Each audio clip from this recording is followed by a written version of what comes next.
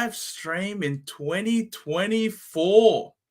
Oh my God, we're up and running. How's it going, everyone? Let some time pass for people to come on. It is our very first stream of the year. Really excited to get this underway and to really be about you guys. It's about you, and it's about answering your questions. It's about trying to really see what all of us as a community are starting to come up with for our teams, and trying to see whether there are some ways that we can improve on them, as well as answering other questions that you guys might have, because it is early days. It is January, and clubs have only just recently come back from their holiday. But for those of us who are astute, for those of us who are really paying attention to just about everything we can pay attention to, we're starting to see some really interesting news come out almost every day about various players with role changes, and about various players who used to be not particularly relevant, but all of a sudden are. And we're going to be talking about them, aren't we, Jez? Mate, I'm keen. It's our first, I guess, kind of almost real live stream. We did do one when Supercoach opened, but since then, like for the last month, we haven't. And there's been some things that have really changed across the way. So pretty keen to talk about them, pretty keen to just have a bit of fun today, which is while we make content, right? Yeah, 100%. And we got Freddie. How's it going, Freddie? Thanks for coming on, my friend. Hope you have a good time. And Shawnee, mate. Much love. Shawnee returning. How's it going, my friend? How you doing? All right. So just letting some more people come in before we start to really go through all of these different teams. But anyone free to, obviously, we've posted up on the Facebook page an opportunity for everybody out there, all the subscribers, to send in their teams, screenshot of their teams, as well as any other questions that they may have that they'd like us to answer. I've managed to go through just very quickly now. It's been all of a sudden a lot of work popped up for me this evening. So I've managed to, as quickly as possible, collate all these teams across all these posts to go through them. Quite a few of them have been split up over a couple of different photos. So it is what it is. We'll have to make do. But Sean, all good, my friend. Catch up with you. We'll be on for about a couple or so hours, I think, however long we're on for. But I think we're scheduling for about a couple of hours. So hopefully we'll see you in a bit. Easy. And Theo's on. Theo, mate, look at that. It's these names again that we used to talk about. We used to talk with on a regular basis. Coming back for 2024. It's really good. And unbranded as well. How's it going, unbranded? Thanks for coming on. All right, let me just open up these teams now. Yeah. Have you heard the interesting Harley Reid news this morning? Well, this afternoon, Joe.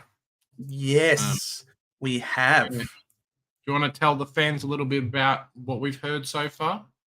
Mate, you're the one who brought it up. I reckon it's only right that you tell us about it.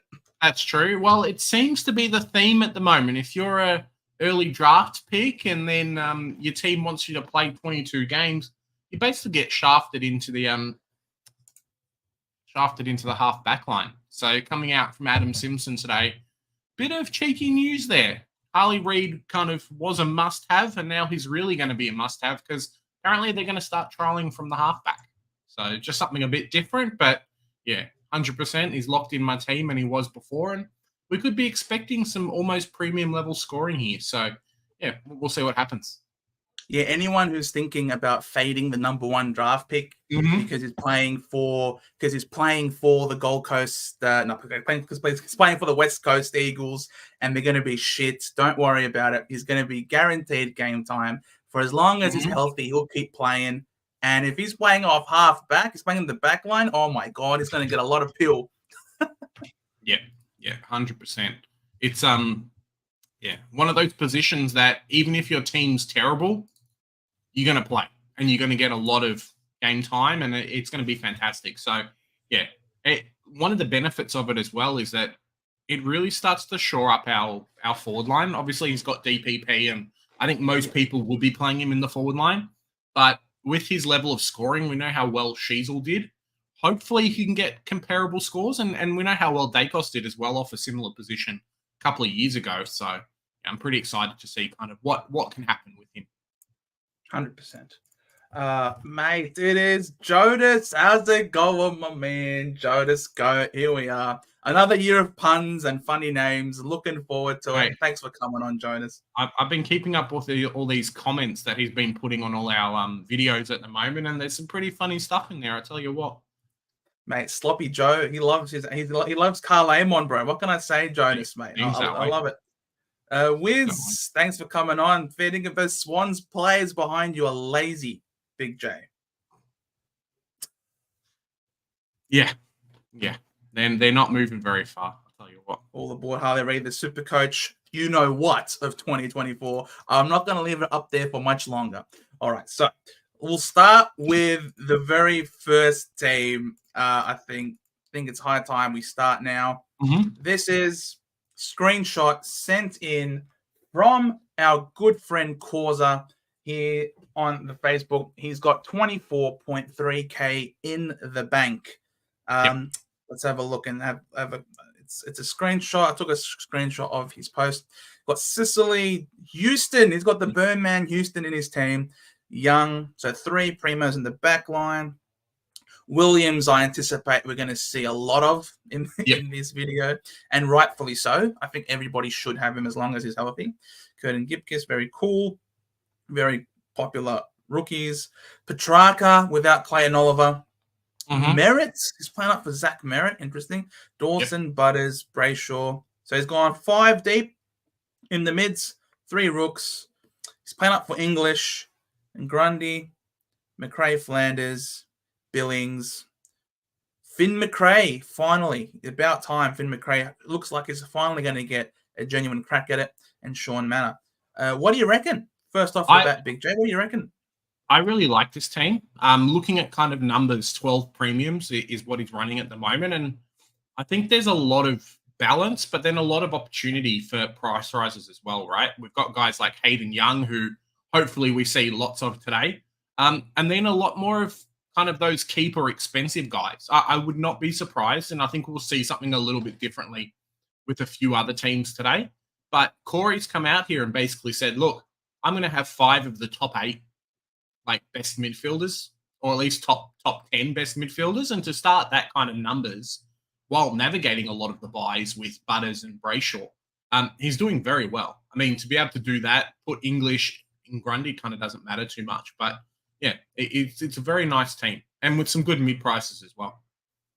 Yeah, I think it's good. I think I probably wouldn't be paying up for Tim English though, personally myself. I think 715,000 is a lot of dollars to invest into the ruck, as well as the news that Tim English, it looks like he's going to be splitting. He's going to be sharing the ruck with Rory Lobb, and because they did really well in the last round of the year last year, where Rory Lobb had a lot more of the ruck contests, and Tim English only barely cracked the ton in that game. So I anticipate there would be a price drop there. Plus, there's also reports that he hasn't been training very well because he's still got some lingering concussion symptoms apparently from last year. So that isn't flash. To me personally, if I would be definitely fading Tim English at this point. Use that money to upgrade perhaps on the bench. Not sure how likely Naismith is to play for Richmond. I don't think Dimitir, as great as he is and a great fit for Collingwood, I don't anticipate he's going to play round 1 either. So, yeah, I'd probably use the money freed up from English, go down to any other premium of your choice. If it's Rowan Marshall, who I really like, Max Gorn's an obvious one as well. Any of them can free up a lot of money and improve the bench, because I think having a playing R3 is really vital this year. Yeah, I think your Jordan Sweets and probably Conway or someone else is going to play pretty early, and to have that kind of cash available would be good. As you say, Joe, I was going to touch on it and maybe we won't talk too much about it, but we'll just mention it throughout the episode today, is that Tim English has been having some lingering concussion issues, as you say.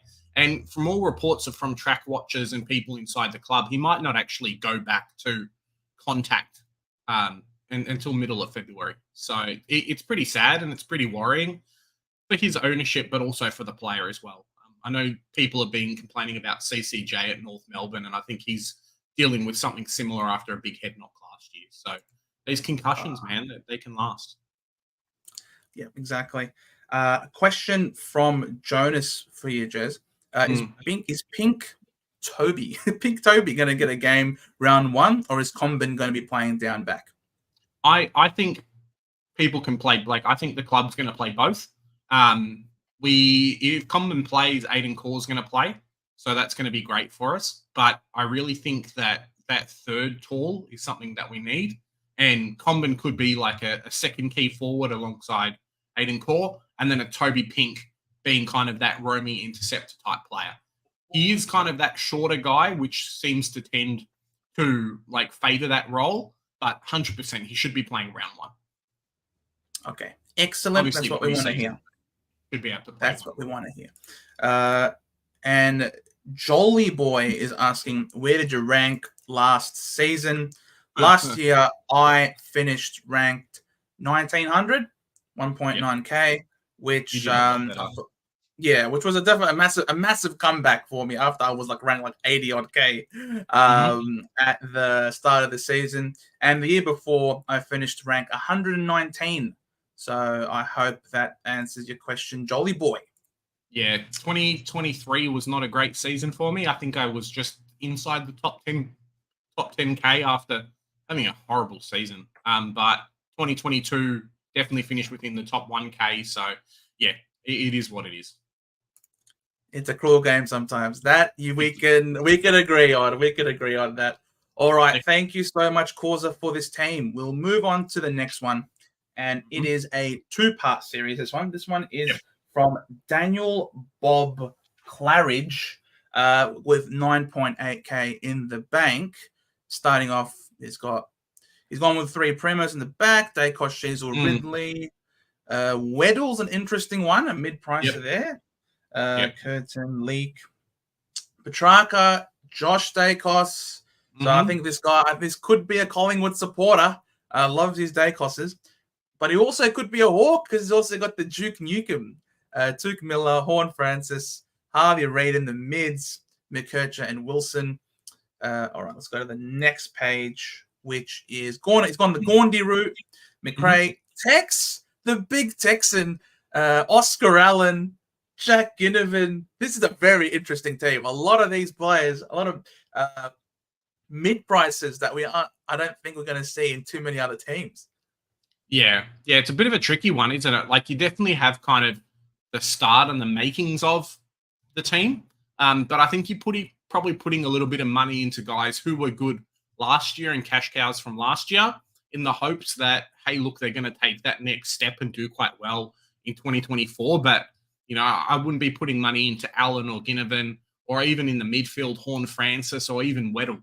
Like, these guys might have roles, but to get to that kind of premium level status, and you're picking guys like Weddle, for example, to make you 150K. I just don't think his scoring is going to be good enough to be able to do that. And similar with the other guys we mentioned. So he might go up 20, 30K, be an okay pick, but you're spending points in areas that you'd rather just go and upgrade players in. Yeah, 100%. This really screams the year of guns and rookies, which means use your money to pay up for the genuine bona fide premiums. They're going to give you genuine primo scores on a regular, consistent basis, and save and don't invest in too many mid prices. Be happy to invest in a lot of these rookies, because I think this year we've got quite a few gun rookies, especially a lot of great value in the back line where you wouldn't really be needing to be spending close to 400,000 on a Josh Weddle. I think there are plenty like Toby Pink, like Nick Caulfield, like Zach Reid, like Virgil from West Coast. So these are all 123k rookie options. So you don't even have to pay up for a McCabe who's 126,000, who I really haven't heard of, to be honest. So I would imagine that these are players that, as you look at more teams, perhaps if you're watching, Daniel, this live stream, you might start to see some other regular players that are popping up in a lot of other teams. And I suppose there is safety in numbers in going with the pack and making sure that you don't miss any of these vital cash cows, and use the money to. Well, these are all 117k rookies here on the bench. That they're historically not going to be the best for you at making money. Another 117 here. So yeah, just keep watching along, Daniel. You're on the way. You've made a preliminary team. Keep watching and see what the rest of us are doing. Yeah, I think so as well. All right. Next and guys, team. While we're here, we do have a big selection of questions that you guys have asked us through the preseason and on the various pages. But if you post a question in the chat, there is about 30 odd people watching. If you want to post a question in the chat, we can kind of go through those as well as we go. So absolutely, don't feel bad and feel like you can't jump on and get involved. Yeah, absolutely. For this one, we've got Dean Field. Now, Dean did not tell us how much money he's got in the bank. Come on, Dean, what are you doing, mate? So we're going to have to go by eye on this one. Sicily, Stewart, Ryan. Wow, he's paid up big in the back line, but I think these are 3 top 6 defenders. Williams, O'Sullivan, Pink. Hoare is another one that I didn't mention before. He's also a gun as a rookie price for Melbourne with Caulfield, Trucker Butters, Brayshaw, Walsh. So only 4 in the mids. Makes sense considering how much you've paid in the back line. McKercher, Sanders, Curtin Sharp, good rookies. Windsor, Watson. So he's paid up on the bench for these rookies. Gone with the Gaundy route in the rucks. And then he's paid up for Fisher as well with McRae, Jordan Reed, Caddy, McRae, Sonzi, who I think is still suspended and won't be back at the start of the season. So I wouldn't be like round 3. I think until round 3. And Sam Darcy for the Dogs. I'd say mostly this is a very interesting looking team. I actually like it. The structure hasn't gone too big in the forward line, which I think is okay. Probably banking and waiting for some DPPs to come in, I'd imagine, from the midfield.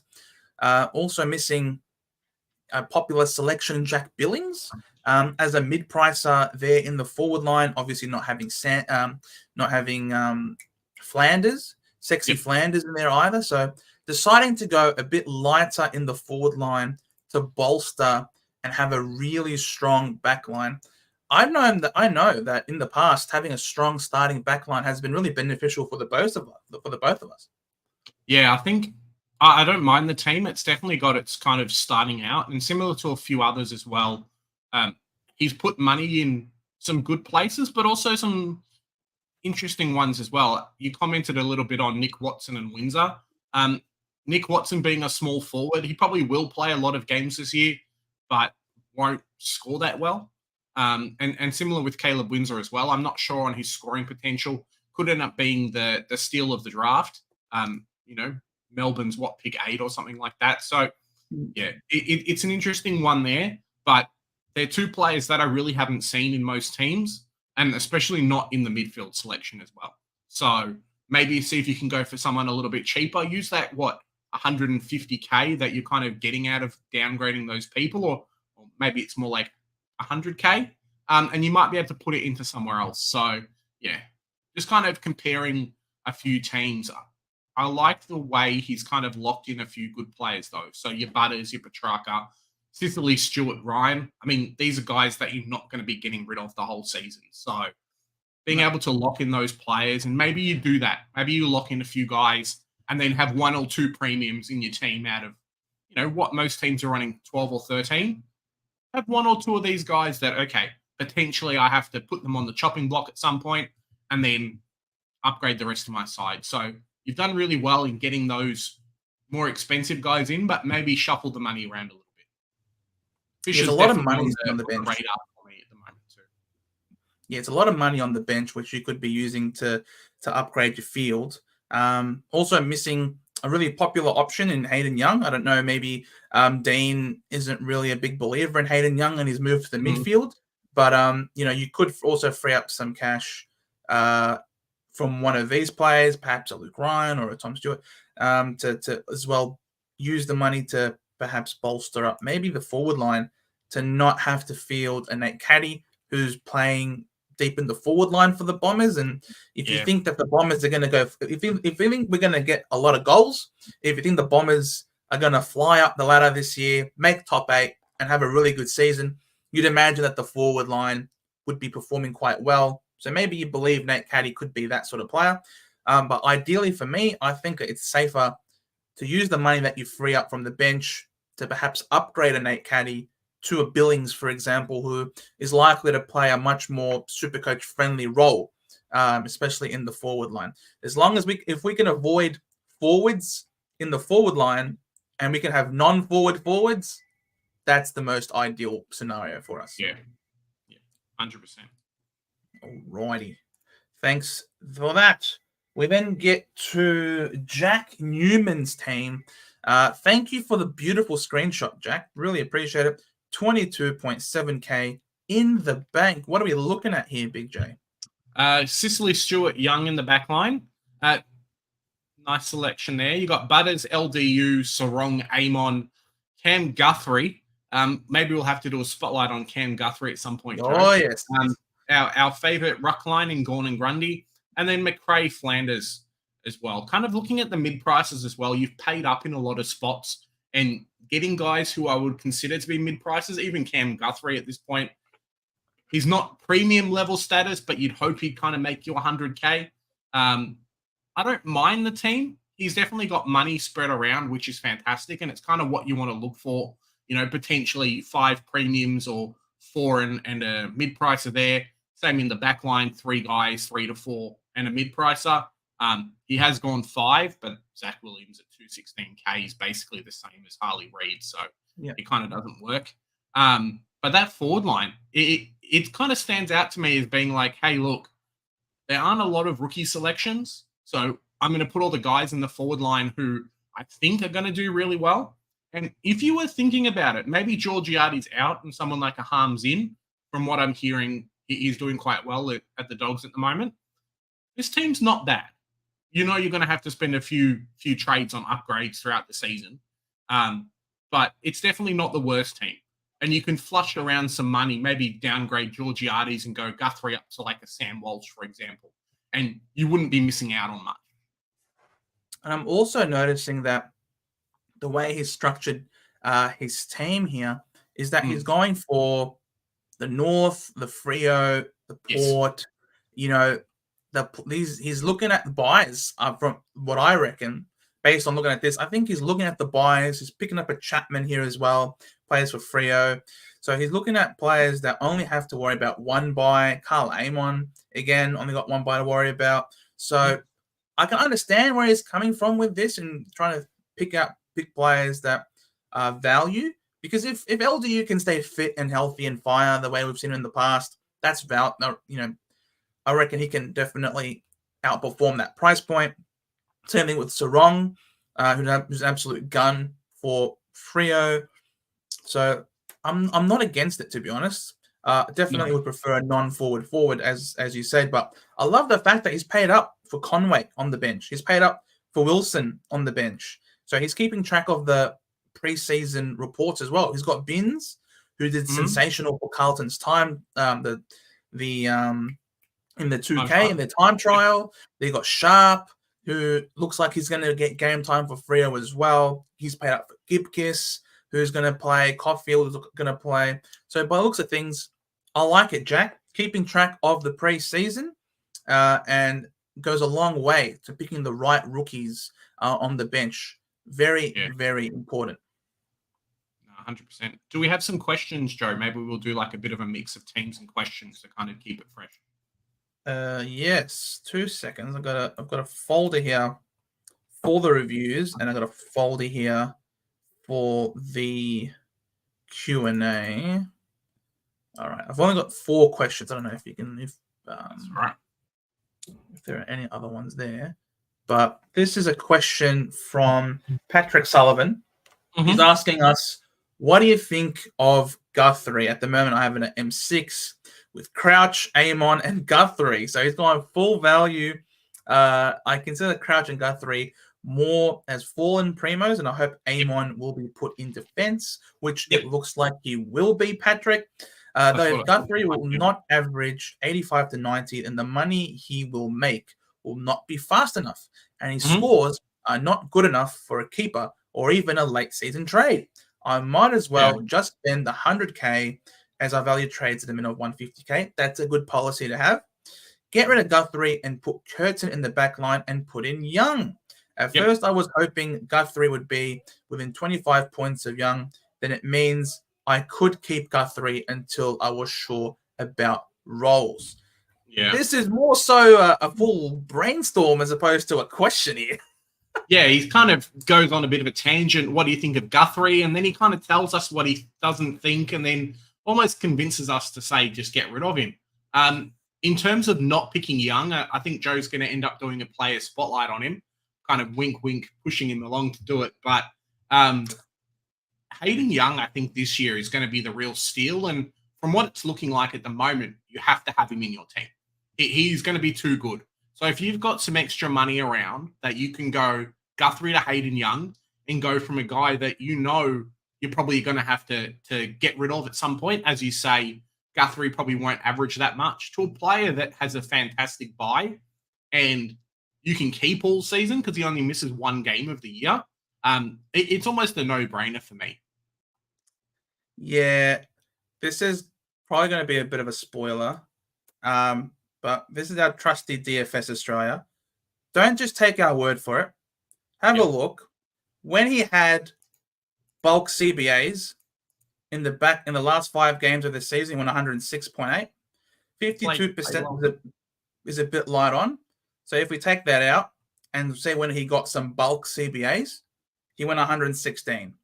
So there's reasoning. There's reasoning behind it. 116 in the back line. If you look at the top 6 defenders, then that would put him as a top 6 defender. So he'll get mid status as well. So there's reasoning behind the Young selection, and it almost seems to be we're very confident about it. Everything is screaming that he's going to do really well there.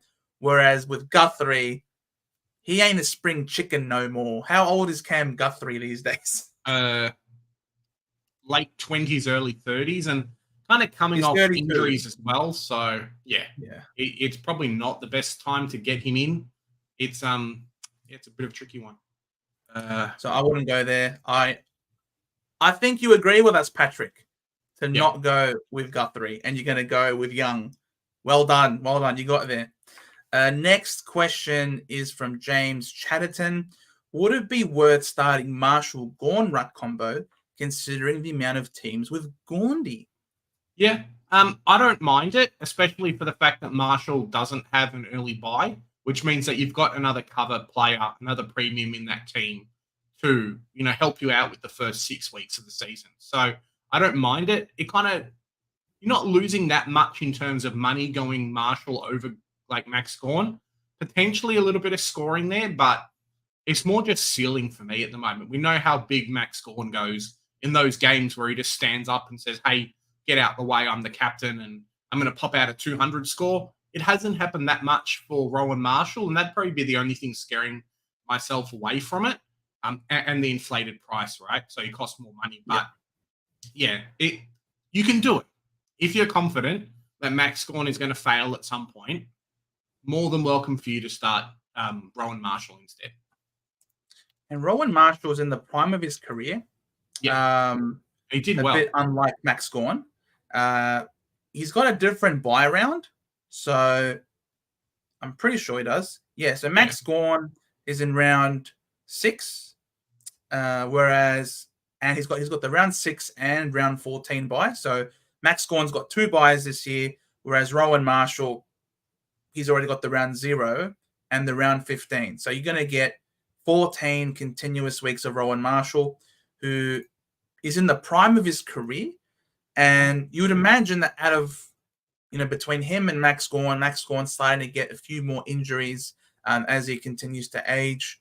Whereas Rowan Marshall, he could be prone to the occasional have a rest in the last quarter, like we saw last year due to what Ross the Boss did. But overall, you'd be more confident in Rowan Marshall's output, I think, to last the whole season. Whereas you might be a bit concerned about Max Gorn's durability, being 32 years of age, no Clayton Oliver. But if you look at the statistics, without Clayton Oliver, he still performed really, really well. I just think for the price point, Gorn is really impressive. And Grundy, I think, is very, very important because he's playing for a strong contested side. He's playing at the SCG, just smaller ground. And he's really cheap. He's how cheap is Grundy again? Is he 480? Yeah, about 480. So yeah, you're only spending just over $1 million to get both ruckman, even if you go Rowan Marshall and go someone a bit cheap, or even Jordan Sweet, depending on roles. So yeah, you get 14 games non-stop out of picking Rowan Marshall, and locking in that position, it could be a godsend for you. Yeah. Thanks, James. Next one from our very own beloved friend Causa. Is Nick Newman a good pick to start in 2024? As really like him as a pick and want to go a pod route if I want a 13th premium. You go first, Joe. I'm all for 13 premiums, Causa. As you would have seen in my team reveal, I love having 13 premiums. I think this is the year where we go guns and rookies, which by having more rookies allows us to have more money to spend on premiums. If it is a 13th premium, I don't mind going the pod route. But for me personally, I like having, dare I say, almost a vanilla starting team, because I know you don't win Supercoach at the start of the season, but you can certainly lose it if you're really far behind the pack. And so the last couple of years, I've thought about maybe taking a bit of a risk at the start to be a bit potty, to be different, to sort of catapult up the rankings. But if it doesn't work for you, you've got egg on your face and you're sort of left behind quite a little bit, scrambling to catch up. And whilst you can still salvage a very respectable end of season rank, don't think you can afford to be too far behind at the start of the season. With Nick Newman, the Carlton backline is going to have a bit of a shake-up, I would imagine. Now, obviously, there was the news now that we've seen with Wiedering tearing his calf, but I think he should be okay early in the season to come back. If we find out that Wiedering isn't going to be up to play at the start of the season, then Nick Newman all of a sudden becomes a bit better of an option until Wiedering comes back. And then all of a sudden because you're also adding Zach Williams to the mix in the back line. It's going to be I don't know. I personally wouldn't go Nick Newman myself. What about you? Yeah. Joe makes a really good point, and to anyone that's kind of watching as well, that you can't win Supercoach in round one, but you can really set yourself back. We know people last year who didn't pick Nick Dacos, myself included, and you kind of had to spend early trades to get him in. So if you pick the wrong guy, like those low ownership pods, they're fantastic to upgrade into because you get, a few games worth of knowledge into a player, into a role, that kind of thing. But it's really hard picking them early, especially when there's other options around the same mark. You've got Ridley, you've got Young, a few of these other guys. You don't want to be the one that ends up picking Nick Newman. He goes back to one of those weird roles where Zach Williams comes in and Doherty comes into the back line again, and then just a few things get changed. And then, come around 2, 3, 4, where we're supposed to be making some rookie corrections, you're now doing that. So, yeah, for me, it's a no. I don't mind it, but from around that price, I'd rather go pod and pick like a Jack Steele, for example, who's that proven guy as well, who, like barring injury, is going to go massive. Nick Newman did have a fantastic year last year, so there is that. But, yeah, it's a tricky one. But where's the improvement? Where's that? Yeah, where's he going to get? Where's he going to get the extra points from in order to take it up another level? Yeah, so not entirely sure about that. Now, I know you mentioned Ridley at a similar price point. Might be an interesting point to bring up. Travis's comment here, asking if I am overrating Ridley this year. No, I don't think I am, Trav. I think you look at how Ridley performed. If you have also seen the spotlight video I did on Ridley, there was a clear difference in his scoring output when he had to play more accountable defense against a much stronger forward line because BZT just could not handle his own matchups. And he averaged a 94 whilst also having some injury interruptions. He was concussed really early on against Port Adelaide, which also really tanked his average. So for someone to have a lot of things go against him and to still average 94, I think there's definitely scope for him to do better now that he's got Mackay in the side. And it's not even just that. All the training reports show that Mackay and Zach Reid are doing everything together. And it just seems to me that Brad Scott really wants to play both Mackay and Reid together in the back line at the same time. Reid is a really tall player. He's over 200 centimeters tall, very lanky, athletic, and can take a second. And he can work with Mackay to give him that protection away from the number ones. And that frees up Ridley to be that third roaming intercept defender. There might be some times where he might have to swap with Zach Reid because Zach Reid's inexperienced. But Ridley guarding a second key as opposed to the number one key forward is really different. There's a difference between the number one key and the second key. So I would imagine that if Ridley can get a couple more intercept marks this season, as well as a couple more disposals from said intercept marks, I wouldn't be surprised if Ridley can push that 100 to 105 average this year. And then he's definitely worth the points too. Yeah. So I don't think I'm overrating him at all, Trav. Is he guaranteed to be top 6? Look, he might not be, but I think that puts him in the 6 to 8 mark, which I think for his price point is definitely a solid and very fair hold for the year. Yeah, I think so as well. As Joe says, right, we've seen times last year and the year before as well where he has kind of done these numbers and these big scores. So for him to just kind of get that role and get that free position. We know when Sicily, for example, obviously they're not the same player, but when Sicily's forced to go be a key defender, he's scoring drops. And when he's left alone as that interceptor, he pops out massive numbers. That's the same with Ridley. So more of that means that he's going to do well, then go from there. And there's options for sideways as well. So you can take him early and then do other things later. Yeah, for sure. Globes, how's it going, my friend? Thanks for coming on. All right, next question we've got from Matty Tasman. Noticing a lot of people with Connor McDonald. I don't know why. Is this because Day is injured? I think it's almost entirely because Day is injured. Yeah, there was some talk that he was going to spend a bit more of time in the midfield. Dylan Moore getting pushed back to that high half forward role, and then Connor McDonald kind of keeping that position, doing quite well. Obviously, with Will Day around and being injured, there's probably more lock of that midfield time, but I think there's scope to grow with the player. He's obviously very young, and we've seen him do quite well at times. So, yeah, that's probably why. Decent price as well. Yeah, I wouldn't go there myself. There's quite a few players that go through there at Hawthorn, and you never know. They might take turns developing various players along the way, because we know Hawthorn aren't contending this year. So I wouldn't go there myself, Matty. Those are the questions that I've sort of got prepared already beforehand. Is what Sean's saying. So far, I've gone 29 variations of a team, most with 13 premiums, a few with 14, setting myself up to a no doubt pick. Yeah, it's a tricky one, Sean. And to anyone that's watching, I think this year's the year where you pay up for rookies. The top 20, or what is it, like 29 now, of the players in that first round. There's a lot of guys who will play early, and you'd hate to try and fiddle around with your team to be able to do that.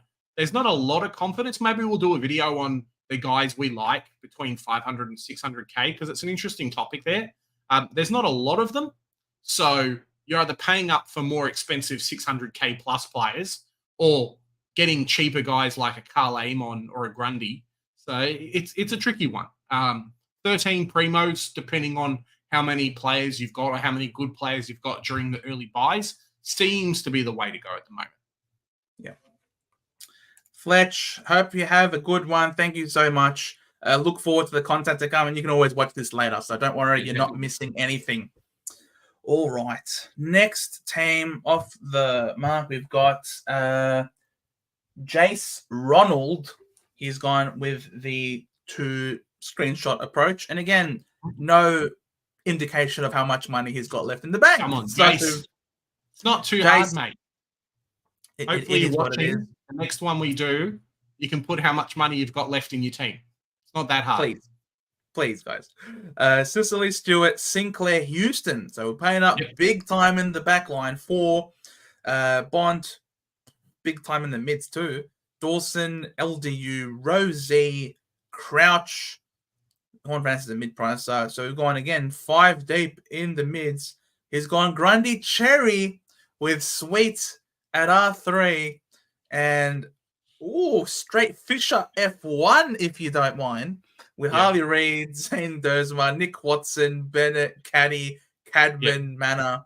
Yeah, the forward line has just gone. We definitely know where you've spent money and where you haven't spent money. I think a lot of it comes down to, you don't want to go and spend up too much and you've got those early buys figured out and things like that. So I don't mind the ideas for it. I think I would have liked a few more Freo players in there, maybe Brayshaw or a Sarong. You haven't gone Zach Butters, which I think is very interesting. So it's not a terrible team. The only issue I have with it is that there's a couple, but the only issue really I have with it is that look at how many keepers in your team. So you've probably got 4 in the back line, another 4 in the midfield, like 1 Ruckman probably in Grundy, and then potentially 1 in the forward line. That's a lot of trades. Like, you've spread out the money, you're doing okay with that kind of thing, but that's a lot of trades you've got to spend in your team. Normally, you probably want to have, let's say, 10 spots left to fill. You've probably gone like 12, 13. And if you double that because you've got to basically, spend 2 trades, 1 guy in, 1 guy out for an upgrade, potentially even go 2 guys out, 1 guy in for an upgrade, you're going to struggle to finish your team at the moment, unfortunately. Or at least finish your team with the guys who you think are going to be, the best of the best in every role. Correct. And I wouldn't go with a Dersma, who's going to be playing. Well, even Nick Watson, we've given how we feel about him as well. Exactly. On Nick Watson, I understand that the forward line is deplorable when it comes to the options that are available. But to turn down the ones that we do have in McRae and Flanders, to me, just seems like the whatever ground you make in other parts of the ground, you're just going to completely lose it in the forward line, whilst also giving yourself, as Big J just said there, a lot of work to do to finish your team. So there's no real, you're not creating any sort of advantage for yourself. Even in the ruck line, like as you guys know, I was a big proponent of the Tristan Cherry option at R2. But what happens if he gets injured? I know you've got Sweet at R3. But he's not guaranteed to be the number 1 ruckman at Port either. He's got Soldo to compete with there as well. So there's a lot of uncertainty, and it's a bit of a gamble, really. Yeah, I know you're going all or nothing. If anything goes a bit wrong for you, Jace, then it could really derail your season, and you're left playing catch up for the rest of the year. Houston's a bit of a burn, man. You could save some money by going with a Hayden Young, perhaps who's a really big one. Again, Dimatia, I don't think is going to play in R1 in round 1 either. I don't mind the pick, even just as a placeholder though, as being like, cool, and now I can fit someone in who's 117K because there'll be an option. But I get what you mean. I know, but I just reckon if you're going to put placeholders, I think it's always better to put like a 123K placeholder in there, because if imagine though, you got your team is set, and all of a sudden you have to find this extra money to get in this playing rookie, as it's so much easier to maneuver if you just have to sideways to a different rookie as opposed to finding an extra $6,000 and a bit to get up if this 117 rookie doesn't work out. And Horn Francis, you're hoping, is close to keeper status as well. So that's a bit of a gamble there. No doubting his talent. He could win a Brownlow one day, but is it going to be 2024? That's what you got to ask yourself. Yeah. It's just, as Joe says, it's just about management of trades as well. You can set yourself up for the first 5 or 6 weeks, but after that, you're spending 3 or 2 trades a week just to keep up with everyone else, and it's not a nice feeling. Yeah, exactly. I like this question here. Of course, it's from Jonas. Joey J, what team name are you rolling with this season? Center Bouncing Jugs? Sloppy Joe Bombers? I have to figure out a good one. I normally just go center bounce, like Big J, and kind of whenever I see myself on the leaderboard, it's a bit of a plug. But Jonas, if you've got some more ideas, chuck it down in the comments, or if anyone else has some ideas, maybe some North Melbourne kind of ideas as well, we'll do that. So, we'll see what happens. Stuff North. Now, or what we could do... not for your team. I can do it for my team, though. Or what we could do is we could make a community Supercoach team.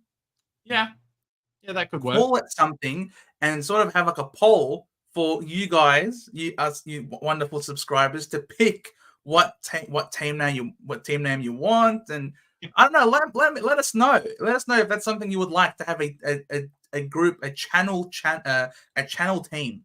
Joe did have the grandma team last year, but getting the fans to kind of vote on what players we want to bring in and trades and captaincy options every year. There you go, done. Nah. I love it, Jonas. The Big Johnson's Beckaroos, because they're beggars. I don't know if that's actually going to fit.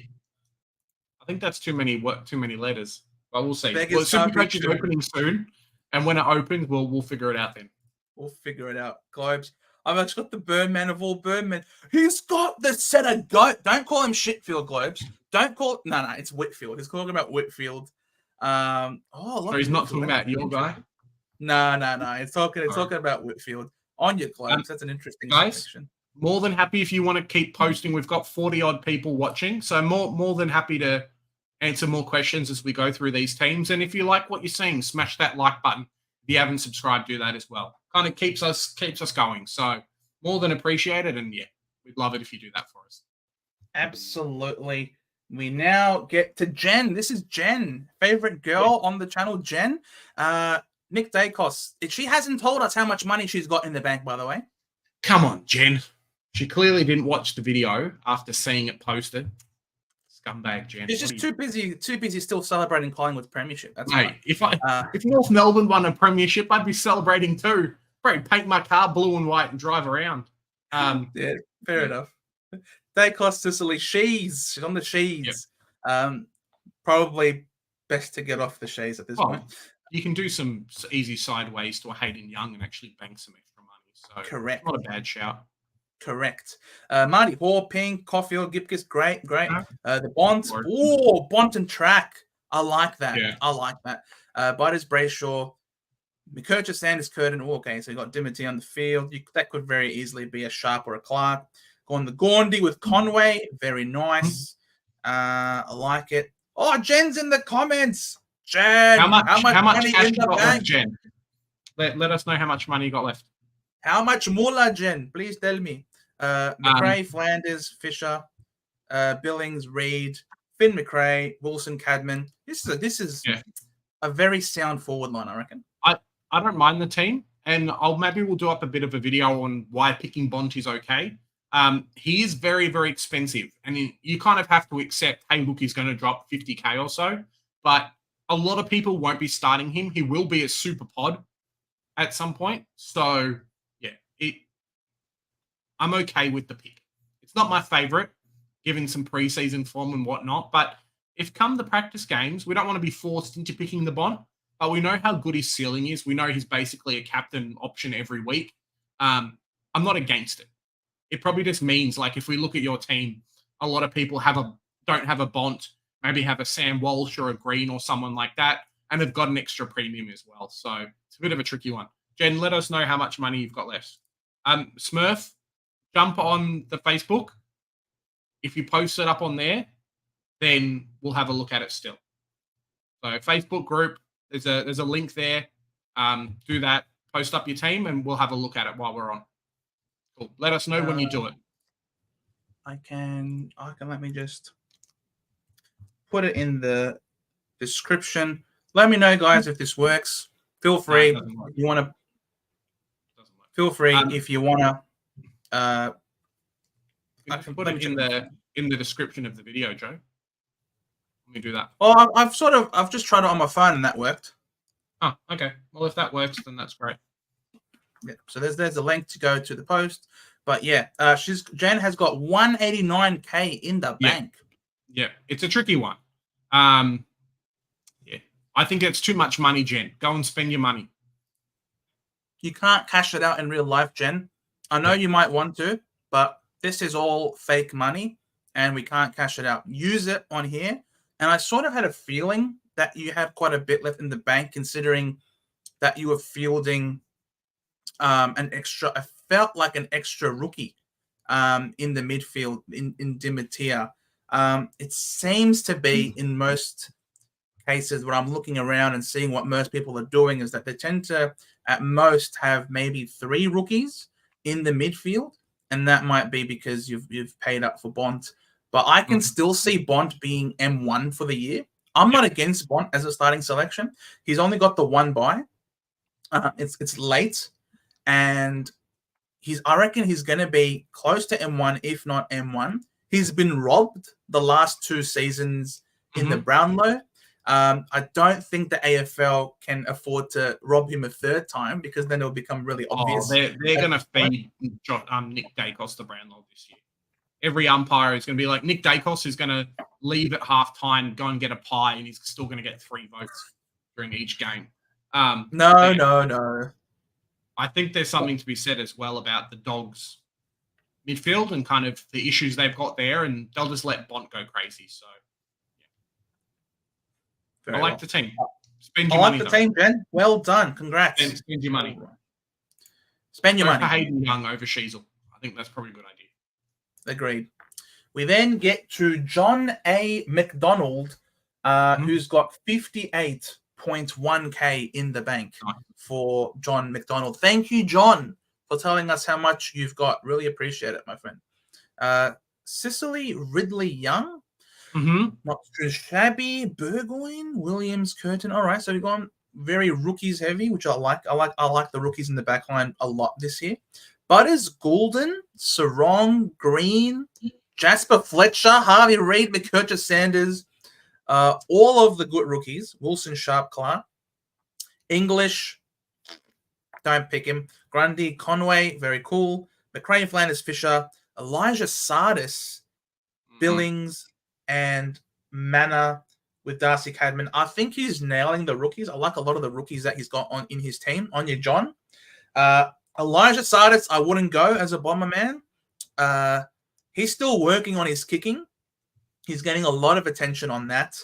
And until he can nail that to an acceptable level where he isn't missing the target, his intended target by 20 meters in match sim, I can't see him getting game against real opposition. Plus, our midfield is, in my opinion, it's pretty stacked. And it's going to be really hard for him to get ahead of a lot of players. I know, obviously, we know the familiar names of Parrish and Merritt. Obviously, we're going to have some different rotations going through there. Caldwell will be through there. Perkins might go through there. Stringer might go through there. Durham might go through there a little bit. Nick Martin might go through there a little bit. We've got a lot of names. Hobbs is a big one to go. Like, we've got so many people to go through that midfield. I can't see Sardis getting ahead of even Setterfield. Goat. Put respect on that name. He went bananas against Gold Coast, and everyone scrambled to get him in after that game. He gets injured, and everyone shits on him. I can't stand this slander. He is Goat forever in my heart. So, yeah, don't go Elijah Sardis. John? Yeah, I don't mind the team. It's definitely got a few interesting rookie picks. I'm going to say Jasper Fletcher's one of them, Jace Burgoyne as well. Two guys that definitely did feature, but similar to a team we had before, I think maybe not Burgoyne as much, but Fletcher's kind of made the money that he was going to make you. I think there might be better options around that mark. Yeah, it is one definitely to watch during the preseason for me. There's a few other guys as well in there. What are you showing us, Joe? No buys? Okay, cool. Trying to show the buys again. Yeah. Another thing, Tom Green. I love Tom Green. And he's got you guys and West Coast in rounds 1 and 2, which is insane. Yeah. But he's got the buy in round 3, which is really annoying. And he shares it with Flanders, which is really annoying. And he got Goulden, who has got the round 5 buy. Again, a little bit awkward, followed by the round 12 buy. Mm-hmm. Tom Green's got 2 buys. Goulden's got 2 buys. That Grundy's got 2 buys. I don't think it's if those are the only 3 you're going to have that have 2 buys, then that's sort of okay. But I'd be careful in getting more players that have 2 buys, because in the end, it means that they're going to be playing for you 1 less game than another player that has a round 0 buy. That's, I think, something to keep in mind as well. Yeah, it's definitely something to think about. You probably want to take out of those 3 or 4 weeks, 4 weeks of the buy rounds, maybe have 1 player out. Try not to have 2. It's a tricky one. I love Tom Green. I'll probably go Flanders. That might be the week that I do it, but you don't want to have it very often. It really depends on preseason form for a lot of these guys as well. But if Goulden says, hey, look, Sydney, that's my team running into the midfield, I now pump out 150s, you might be forced to do that. So it kind of depends. The back line for me is very interesting, though. Kind of going Sicily and then 2 cheaper guys. Normally we've seen a Dacos or a Sinclair or a Tom Stewart type in there as well. So I don't know if that's kind of to get a bit of extra money or to get some value. But in that situation where you run a Ridley or a Hayden Young, you're probably going to end up running a 4th premium in there and have those 2 as D3, D4. So I don't know if that was kind of your team and then you decided, well, I'm going to throw some extra money around. But it's interesting. It's like a downgrade of English, probably Sardis to a rookie, and you could get potentially another defender rookie. So it'd be something that I'd be looking to do. I try to get an extra mid premium. I think only 4 primo mids is too light. They're your biggest scorers, and I try to get at least 5 primo mids. That's probably I think for me. There is some value around that mark as well. Correct. Walsh, Took, even like a Matt Crouch or a Carl Amon, who Joe did a fantastic player review on. If you haven't seen it, go and watch. Yes, thank you very much. We then move to John Smith. Thank you, John Smith. I don't know if that's your real name. He's got 13K in the bank, John Smith. Nice. Yeah, so Sicily, Sheasel, Ridley, Hayden Young, fantastic. I love the four players in the back line. Maybe a Sheasel to watch and see at the moment with some news from North Melbourne coming out at the moment, but we can definitely keep him until the preseason games. Butters, LDU, Brayshaw, Walsh, Carl Amon. Not too bad. Joe, he's running those 5 premium mids, like what you're saying. Gawn and Grundy, we know our thoughts on them. And then McRae and Flanders. So I don't mind the team. I think this is kind of what is going to be the case, like the set kind of template team, and then moving some players around and some money around. It does feel like you've kind of looked at the early buys and said, who can I play that doesn't play early buys? Because looking at this, there's like Walsh, who plays early buy. There's Gawn and Grundy and Flanders, but that looks like all of the premiums. So you're doing quite well. You're doing quite well with that. Picking up a lot of value and a lot of players, and kind of you can see where the upgrades and the money is going as well. So I really like this team. As do I. And you've well played done, up some well done, John. More expensive guys too. Sorry, Joe. Yeah, and it's got Jordan Sweet at R3, which is really good. And Jordan Sweet at R3 is someone that I'm really, I suppose, cozying up to a bit more. Because if you look at the buys again, Conway plays the same week as Gawn does. So if Gawn's on the buy, then Conway's not covering him either because he's also on the buy. So I like the idea of having a genuine cover for that buy round in Sweet, who could very well be the number one ruck by that point. Who knows? Only time will tell. But I am warming up to the Jordan Sweet at R3 selection, and I'm doing it for my team. And I'm also noticing the benefit that comes with that is I have about $22,000 extra that I can use elsewhere. I'm loving the rookies for the most part. They're all great. And I'm loving the 5 primo structure there. Rids, if you're a believer and you reckon he could be a top 6 to 8 defender, then I think he's a very fine pick, as are these premiums who LDU, if he can stay fit. You always want to start an injury-prone player. You never want to trade them in because if you trade in someone injury-prone, they get injured. You're then going to trade them out. You've wasted an extra trade. So if you're going to start one, if you're going to have one, start him. What are your thoughts on LDU? Do you like him? Just one sec. Travis has said on here he's tagged us on Twitter, so fantastic there. I will have a look at the team. If anyone else as well, maybe the Facebook's not as easy to go to, just tag us on Twitter and we'll have a look at your team. We're probably going to run the live stream for another hour or so, so definitely do that if you want your team rated. LDU, he came 11th in the preseason, like the time trial today, so he's doing okay. Doesn't have to be the fastest man, but man, he's got that burst speed. He's going to be a real player to watch over the preseason if you can keep fit.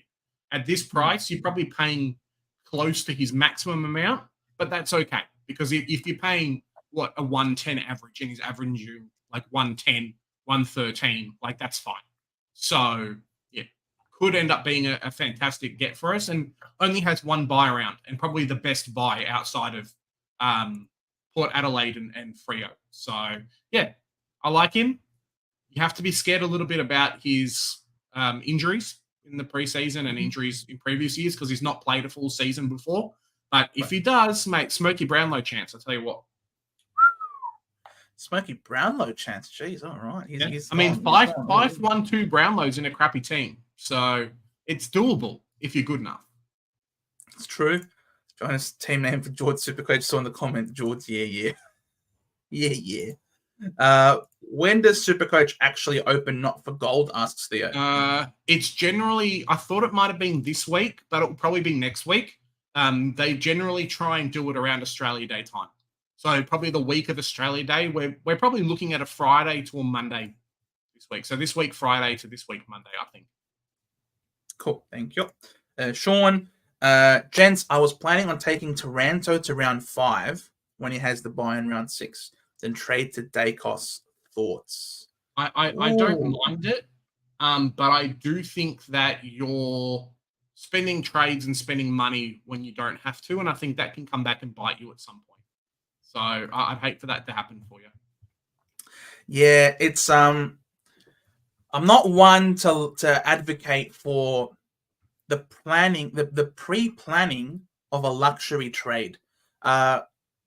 You sort of want to use your trades early on in the season to upgrade your team.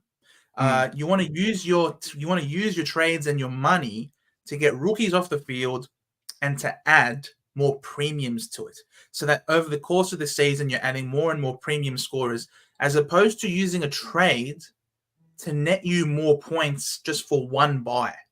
Yeah. I don't think it's worth it, Sean. I know the Supercoach Insider boys were talking about planning to use trades to sideways primos at their buy rounds, but I just think that a lot can go wrong really quickly in that.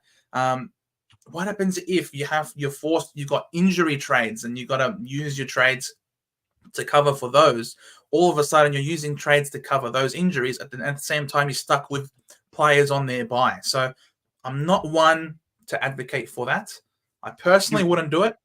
If you want Nick Dacos, yeah, find a way to get him at that at that around that time frame without having to sideways premiums. I think this season you want to be quick with upgrading your team.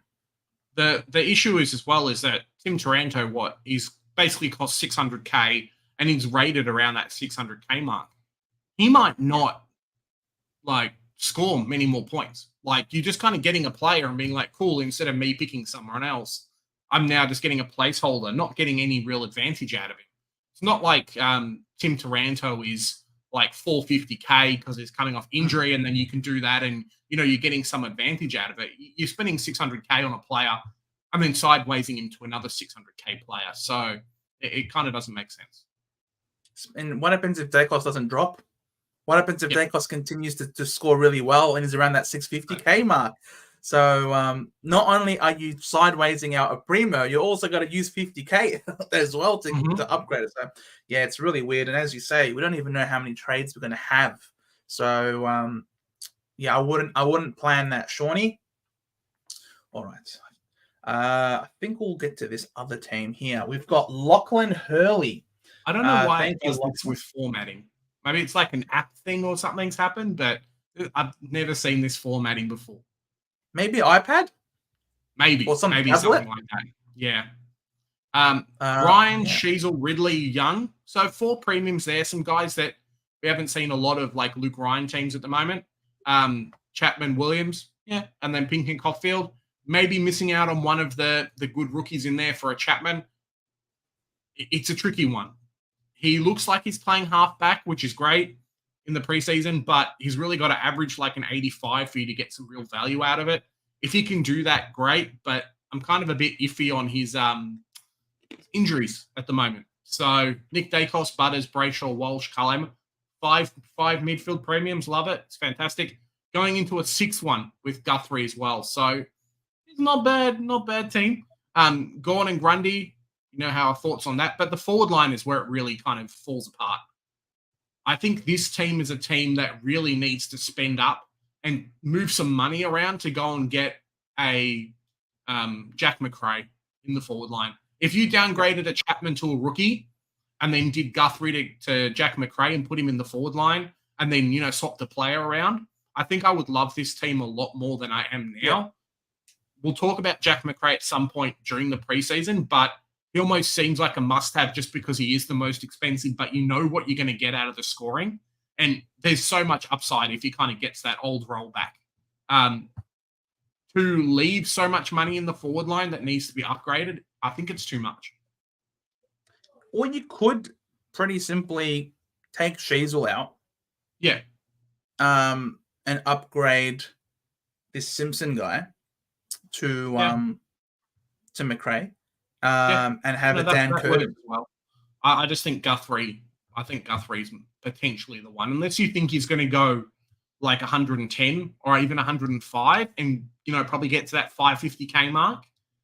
Maybe he's worth it at the points, but yeah, I think a team like this, however you do it, maybe a Guthrie or a Sheasel, as Joe's saying, Jack McRae's the one to put it in there, and just keep an eye on Hewitt as well. He's a good price. Yeah. But, yeah, it's Elijah Hewitt. So, with Guthrie, what I would do is I would try and get Guthrie to Matt Crouch. I think Matt Crouch is in a healthier age bracket. I think Matt Crouch is still in the prime of his career, whereas Cam Guthrie is definitely in the back end. Guthrie's coming off of injury, whereas Crouch isn't. Crouch is going to be guaranteed to get a lot of CBAs, and the back end of Crouch's last year was really impressive. And from the preseason reports, it looks like he's going to continue to feature there in the midfield. I have recorded a spotlight video on Matt Crouch. Hasn't been uploaded yet, but stay tuned because that will be coming out in the coming days.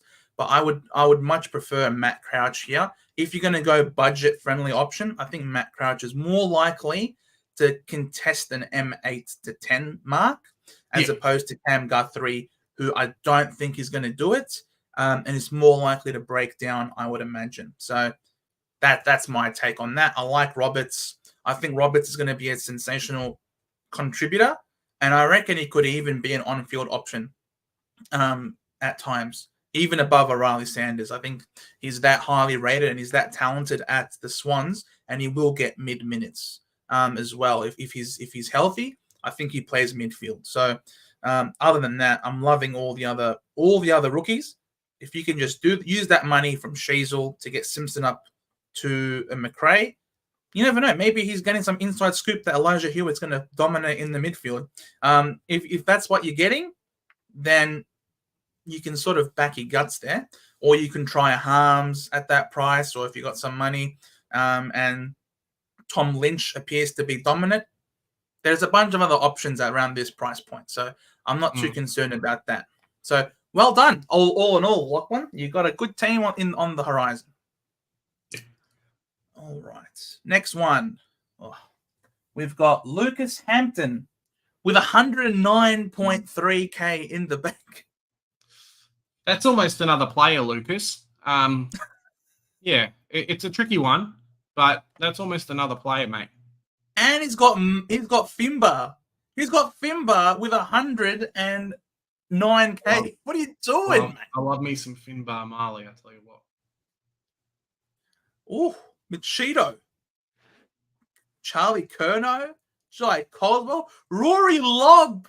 We got the first Rory Lobb of the stream. And first Machito Owens, too. He's got Machito Owens, Alvin Davey Jr., Denver Granger Barras, Tom DeConning with Soldo and Sweet.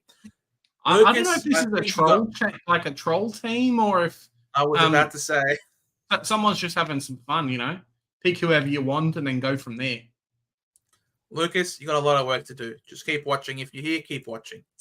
All right, we're going to get to Mark Bray's team. Mark Bray, thank you for showing us how much money you've got in the bank, mate. Much appreciated. Sorry. Sinclair, Ridley, Young in the back line. I don't mind it. None of the big, expensive 600K guys. So nope. We'll probably do a video on it. But the only issue I have with that is the fact that it's going to cost so much money to get a Sicily in this year. So much to get a Dacos or a Stewart in. You're really banking on them to get an injury or a suspension or to have a real stinker game to be able to afford them. We know kind of how bad it's been in previous years, having to pay up for these players. So similar with my kind of advocacy of going Bond, if you really like the pick, is you've got $10 million. Spend up on the players you want now so you don't have to spend 3 trades to bring them in later. That's really the big thing for me. Williams and Curtin and Heath Chapman I've kind of touched on a little bit. Dawson, Butters, Sarong, Green, Crouch. First Crouch team we've seen, double Crouch action. 2 Crouches, not the price of 1. I don't mind it. You'll have to pull up Brad Crouch's scoring, but I don't think he's ever gone to premium level status before, and that's probably saying a lot. You're going to get a 545K player out of Brad Crouch, basically, is what I'm saying. So I'd rather spend, the less money and go a Jack Steele. Matt Crouch, I don't mind for the price. McKercher Sanders is all right. Grundy, yes. Tristan Cherry, big watch and see in a team like this. Jack McRae, Flanders, Billings is fine. And then your normal rookies as well. So play around with it a little bit. Kind of take that into mind, what I was saying about start the players you want to start. Because getting 1 extra player in just to, screw up you not being able to get these expensive guys can really, really hurt down the track. Sicily, for example, didn't drop much money. Let me just quickly check his price. And while you do that, I'll tell you, Brad Crouch at 545K is the exact same price as 1 Tuke Miller. Yep. And, or Sam Walsh. Or Sam Walsh is pretty much there as well. Sam Walsh. But the highest Brad Crouch has averaged for a season is 103. Yep. When you compare that to Tuke Miller, who in the 2 years before this one went 120. So I know where the upside is. It's probably not with Brad Crouch. It could be with either Sam Walsh or Tuke Miller. Sam Walsh, I'll grant you, where the question mark with Sam Walsh is he guaranteed to get CBAs? Or could there be a point in time where he has to pinch hit on the wing. Because of his incredible running ability, he could have to play on a wing, and we saw that he did that last year. He wasn't exclusively, he didn't get as many midfield CBA minutes as he did previously, and it's understandable because they got more chefs in that midfield kitchen now at Carlton. So does he have the guaranteed more CBAs? That's something that we have to keep an eye on. Definitely, if you were to choose between Tuke Miller or Sam Walsh, I reckon there's more safety in what you're going to get from Tuke Miller, who had 2 years of 120 plus, and we know that from the reports that Gold Coast are going to be playing more exciting football, more attacking football, more free-flying football, and that to me screams Tuke Miller game style. Yeah, I think so as well. I think Dimmer comes into the team and realizes, wow, I've got this much good talent on my team. I'm not going to go waste it on, putting Tuke Miller as a tagger again. Yeah, exactly. Jonas, Crouch upside is up his nose. No nose candy boys. Mate, well, it's good enough reason not to pick him. Yeah, exactly. All right. Next team? Or do we answer some questions? Oh, we can answer some questions. Apparently, Matt Rowell tackles his teammates so much a trend they call him the creepy cuddler. I think Jonas talks a lot of nonsense sometimes, and then I love your work, Jonas, but creepy cuddler, mate, keep him away from your kids. Bro, he's the GOAT. He's eating grass before games. Are you kidding me? He's the GOAT. So I wouldn't call him creepy cuddler. I call him the GOAT, if you don't mind. Colin, could the Hardwick game plan have negative effect on Tuke's points based on the lack of Richmond premises during his tenure there? Who are the guns? I think this is the first time you've ever commented on the page, so bloody fantastic for you to actually do that. Thanks for jumping on and being part of the Centre Bounce community. I think Dimmer kind of, his time away really kind of shows kind of what he's doing. So what is he saying? Could the Hardwick game plan have a negative effect on Tuke Miller's points based on the lack of Richmond premiums? During his tenure there. It's an interesting one, right? So he's basically saying, hey, at Richmond, there wasn't really any super duper expensive type players. Yeah. These guys pumping out huge points. Yes, Dusty and whatever were consistent hundreds, but it's an interesting point you make there. I think Dimmer's very, very good at playing with what he has and playing to the strengths of the team and the players that he's got. Yep. That might have just been a functionality of the Richmond team being like, hey, look, we haven't really had an early draft pick for a while. We've been getting some, not recycled players, but we've been getting some players from other clubs to kind of fill out positions and whatnot. That's the reason why we haven't had any bona fide certified guns. Because basically from 2017 to 2022, I don't even know if they had a top 10 pick in the draft. So that could be potentially a reason for it. But Gold Coast has so many of those players. I really don't see them, like every single one of them falling off the cliff and going back to 100 average. Like, I just don't think it's going to happen. Yeah. With Richmond, now I don't, obviously, Colin, you might remember Dimmer Hardwick from his playing days, but Dimmer Hardwick was an unrelenting, tough-nosed, brutal footballer who loved the contested stuff. And that's the sort of culture that he wanted to bring to Richmond. And I think ultimately that's the sort of personality that he wanted from all of his players out on the field, to be selfless in that they would do the hard work to shepherd for each other, put blocks on for each other, to knock the ball on, to trust in your teammates to get to the next and play that surge football, that unrelenting high pressure surge football. And I think he was looking to build and get some athletes who were capable of buying into that mold of footballer.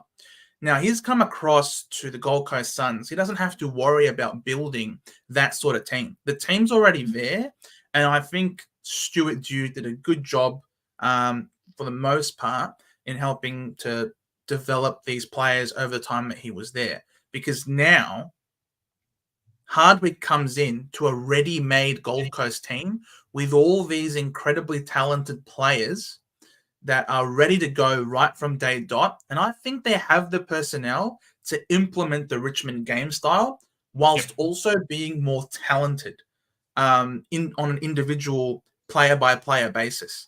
So I can see, and that's why there's a lot of optimism around the Dimmer Hardwick move to the Gold Coast Suns. And from the reports that I've been reading up as well online, they're really catching on to it really quickly, and they're flourishing there. The fresh new coach vibe.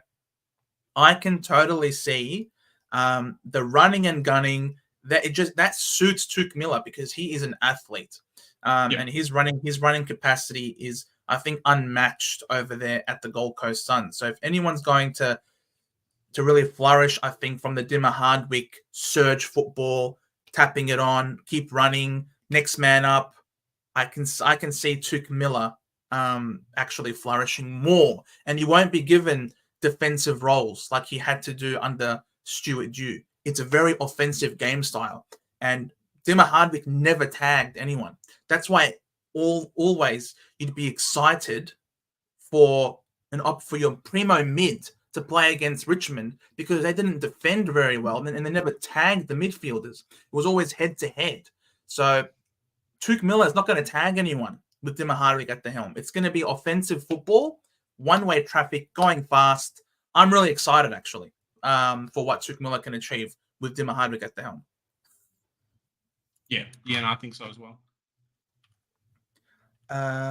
Thoughts on Taylor Adams, asks Global. It's a no from me. It's a no for me, basically. I think Sydney's brought him on as depth. Imagine something similar to like a Hugh Greenwood or a Liam Shields at North Melbourne. Just like a journeyman who could play. I don't even know if Taylor Adams' body's right. And the only reason why we're considering him is because there's no more forward options. Like, he's got an early buy. Guys coming off massive injuries. It's not like he's cheap. You know, he's not 300K. He's mid 450s. So, yeah, it's a definite no from me. The DPP is nice, but I think we can do better. Yeah, and before last year, where he had the 23 games, he had 18, 14, 19, 12.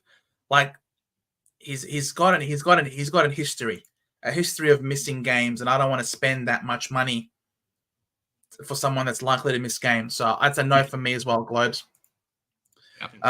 Jonas, is there enough points to go around at Gold Coast? Anderson's Tukey, the squirrel gripper, Matt Rowell, the goat, Sexy Flanders.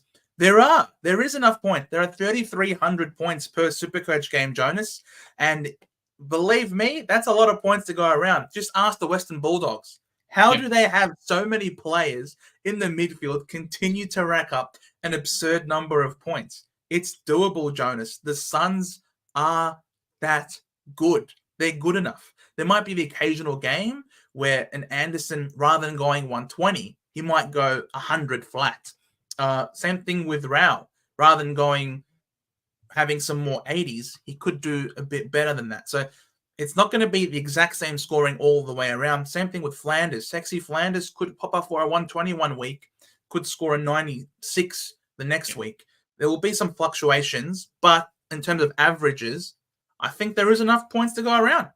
Yeah, I think so as well. And a 96 is still good. Like, don't get us wrong. A 96 from Flanders at sub 500K, it's still doable. It's still good for our Supercoach teams, especially to start with. Like, he might not be a keeper for the whole year. I'm really hoping this year we're going to get some good DPP players coming through that's going to fill some holes for us, especially in the early part of the season. So we'll see what happens there. Yep, exactly. Okay. Bulls I think we'll move out. Maybe I'll do the Cam Zerha quick. I don't think Zerha is going to be relevant in Supercoach. Maybe he makes 150K if you're lucky. I think Comben might be a better shout at a bit of a cheaper price. So it's a big watch and see over the preseason. I think he's going to play majority forward. That's the feeling that I've got. I don't think he's going to play like DeGoey playing through the middle. I could be wrong. He has dropped a lot of weight and things like that, but his best role's in the forward line. So, yeah. And your tools aren't the best in the forward line either. You need support up forward. Yeah. All right, cool. Murph, I'm trying to find your thing. Maybe just tag us on Twitter, yeah? Post it on Twitter and just tag us. Might be easier. I can't seem to find it on there. All right. We now have Matthew Mark. His team with 9.6K in the bank. 9.6K left, so that's not too bad. Cicely Sinclair Young.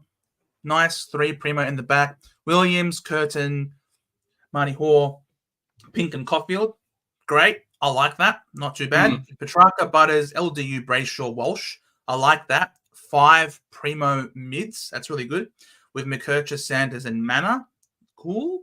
Sharp, Clark, and Sin. Unsure about Sin, but that can be a placeholder for now. That's fine. Yeah. Gaundy with Kruger. Could be a placeholder for now. What happened there? And where's the rest of the forward line, Joe? Where's the rest of the forward line? Matthew Mark, where's your forward line? We can pretend. He's got Jackson, Bolton, Flanders, and Jack Billings, and 2 rookies. So it's the first team at the moment with Luke Jackson, which is fantastic. So that's right. I don't mind the pick. Sean Darcy at the moment still looks to be playing. Still looks to be injured. So Jackson could end up being the smoky pick that we need. Joe has done a bit of a player review on Luke Jackson that's coming out soon, so stay tuned for that. But yeah, we could end up going McRae, Jackson, like Flanders as the first 3 premium forwards this year to start out. I would not be surprised as well. Exactly. All right. Let me maybe exit out of that perhaps and I'll do a couple of these while you get it figured out. Yeah, sure. I heard Caleb Daniel playing defense in the match sim. Yeah, I heard that as well. I heard him and Dale are back playing in the defense again and sharing kickouts. So it could be a really interesting one for us there. A bit of a cheaper player in the forward line. I mean, he's not Caleb Daniel 560K like he was a couple of years ago. Let me just quickly check. 518K. Would I spend 518K on Caleb Daniel? Potentially, if he's going to be a keeper at the price, but I think we can do a lot better. And the gist at the moment is that we're going to get a few DPP players coming in, or at least that's our predictions. So we're probably going to have 2 guys locked in, maybe a Fisher, because there's some money to make, even if he's not going to be a keeper. And then a Caleb Daniel just doesn't really fit in the mold. So, yeah, he's not one for me to start with. Agreed. Michael asks, thoughts on starting Merritt, Joe? Obviously, you're I'm going to say Bombers nuffy, but you're a Bombers fanatic. So, no early buy, potential McGuinness tag, but that's all right. And just in round 1, so it doesn't really matter. For me personally, it's always felt like those players you upgrade into, right? Is that kind of the same for you? Yes, I agree wholeheartedly. Zach Merritt, there's no real value at that price point. I think he's safe to be a top 8 mid. Happy to fade him at the start.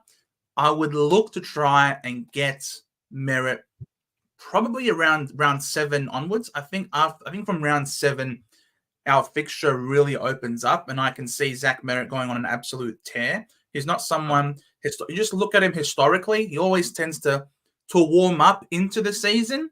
It used to be bye comes along, and then he goes on an absolute tear. I think ever since he's now stepped up for the captaincy, his 2nd season at the helm, I think he's now actually hitting the ground running a bit earlier, so you don't have to wait for the bye. I reckon aim to get him in your side around 7. After the DPP changes happens in round 6, I reckon round 7 comes along. Aim to get Zach Merritt in your side, and congratulations, you have a top 8 mid flying. Yeah, I mean, people did really well with getting Petrarca early, and he kind of got out of that realm of possibility for a lot of people. Zach Merritt could be that player, so maybe early buy round upgrade, as Joe says. Definitely not on my starting list, because I think Bont, yes, being that price, potentially.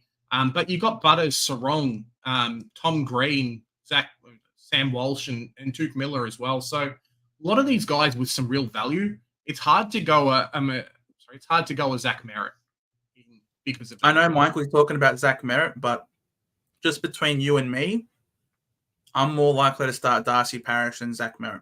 I think Darcy Parish at his price point is very nice. I reckon the way Darcy Parish is training, completely uninterrupted preseason, he looks in terrific nick, and he is by far and away our best contested ball player you can't tag him, and he's had some tremendous scores against tough opposition, so he doesn't care who he's playing against. I'm more likely, based on what you're saying, with the no early buy, he doesn't have to worry about Finn McGuinness tag. I reckon DP3 is a lot more viable as a starting pick. You heard it here. Yeah. We'll see what happens. Maybe Joe's gone a bit nutty. No, believe me. You heard it here. On 15th of January 2024, Darcy Parish is going to start off on fire. All right, we now come to Matthew Raman's team, who's got Glenn, 40... If that's you who's posted on our Facebook page, you've only got one half of your team, mate. So if you want us to review, you got to post both halves of your team. All right, keep going. Please. Matthew Raman has got 49.4K in the bank. 49.4. So there's still a decent amount of cash there to work with. Sick Dog, Sinclair, Rids, Young, nice, 4 primos. Williams, Caulfield, Hoare and Pink, very solid.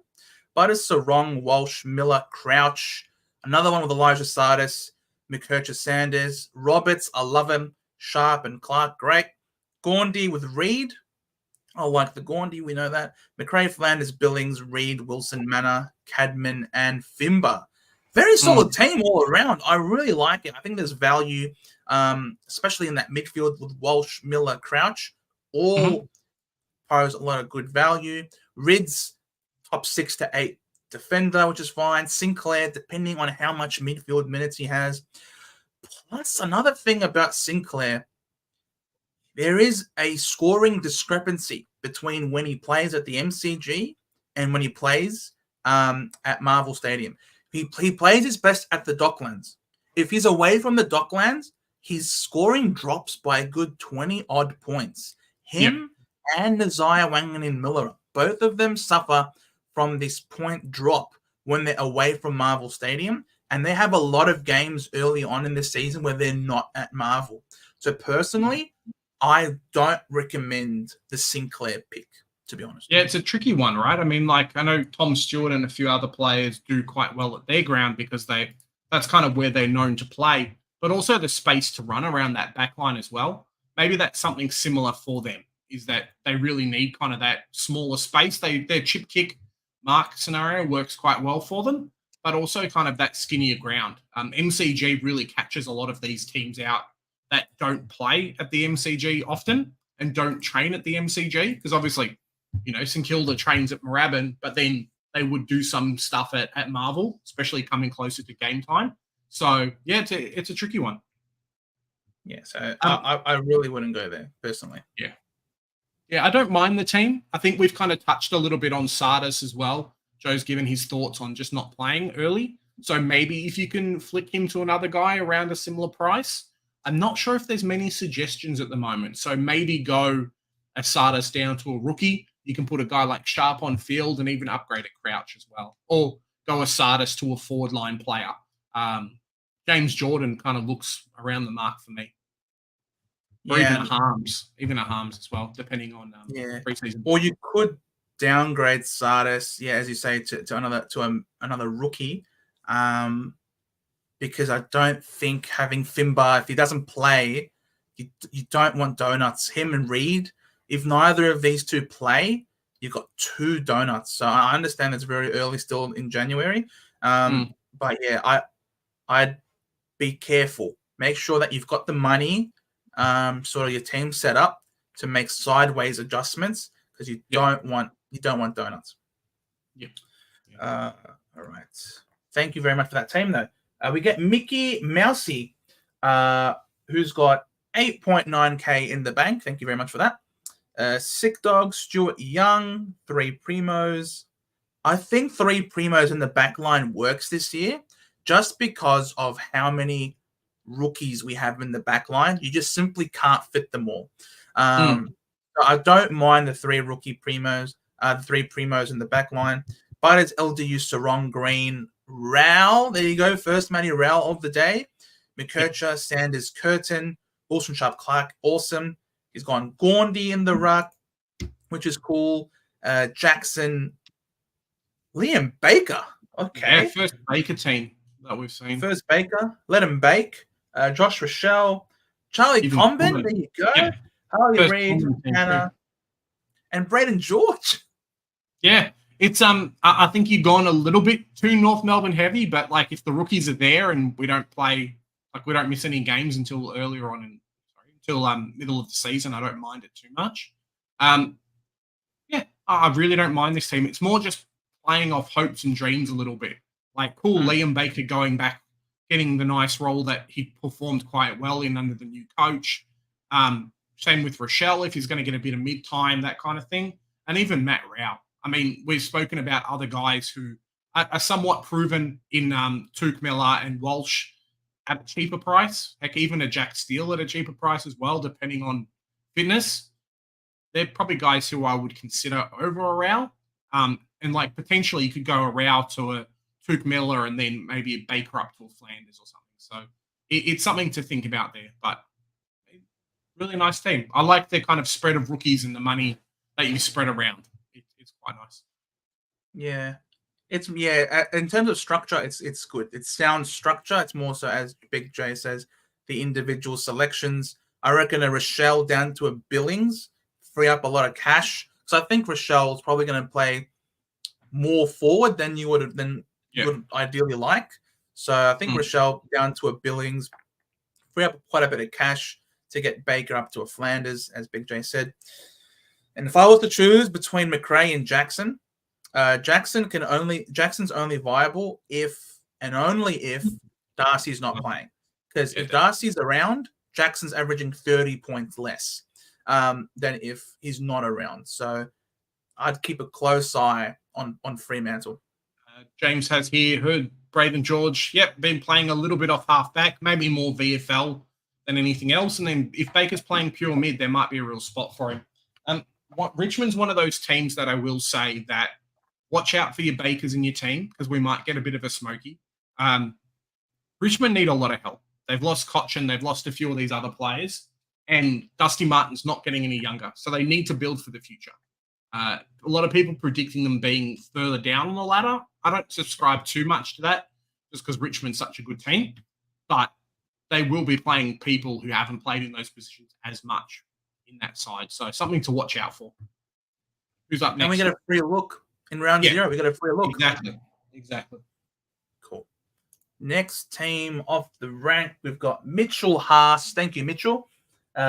With 139K in the bank. Again, a few of these people like not spending up on players, Joe. I don't really understand. Sicily you can't cash it out. It's fake. It's virtual. You can't cash it out, boys. You got to use it all. Spend the money. Sicily, Sheasel, Young, Duggan. First Duggan team we've seen, I understand, with Shannon Hearn not being in the team anymore. Maybe does some things for him. Zach Williams, Curtin. So that's all right there. Dacos, Davies, Uniac, Rosie, Walsh, Touk Miller. So I love the 5 players. I think you've done it quite well.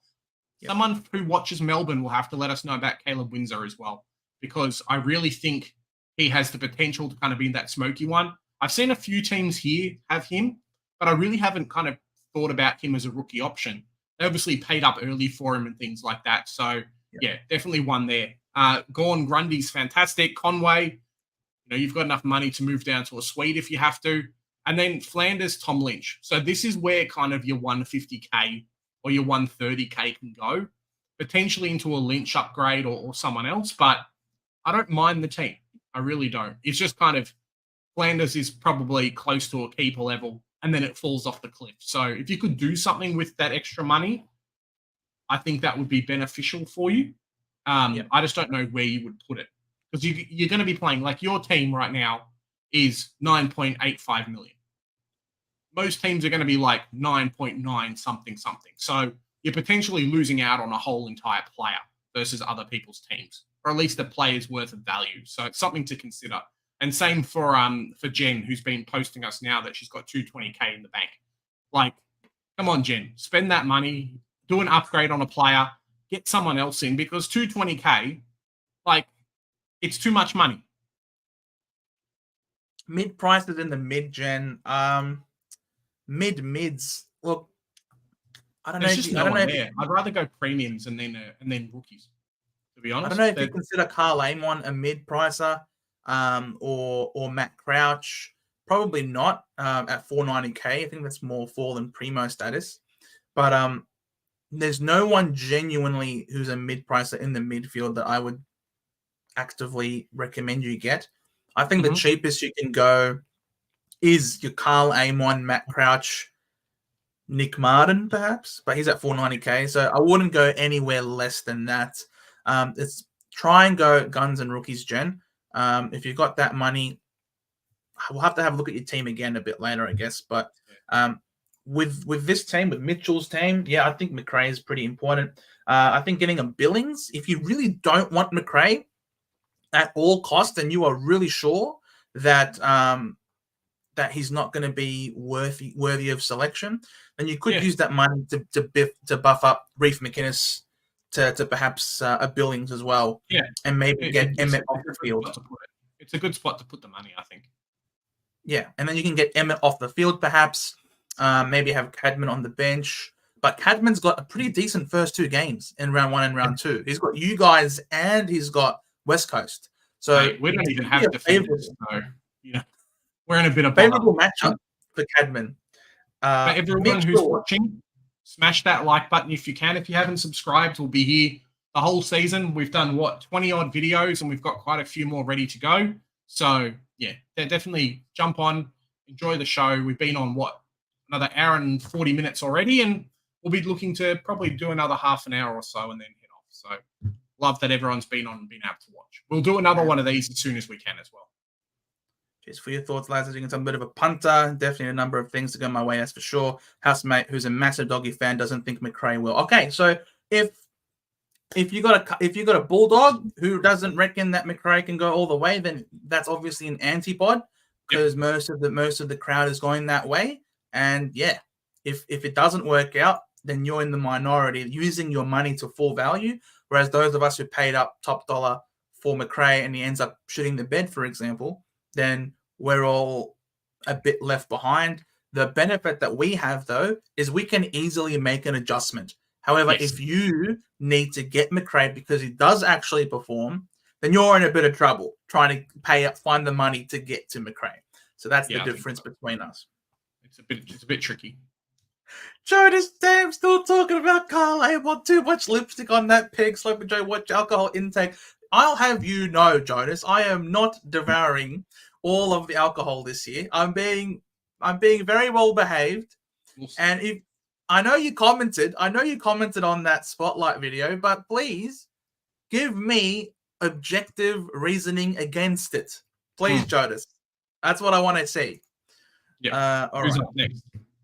Up next. Oh, he's used his money this one.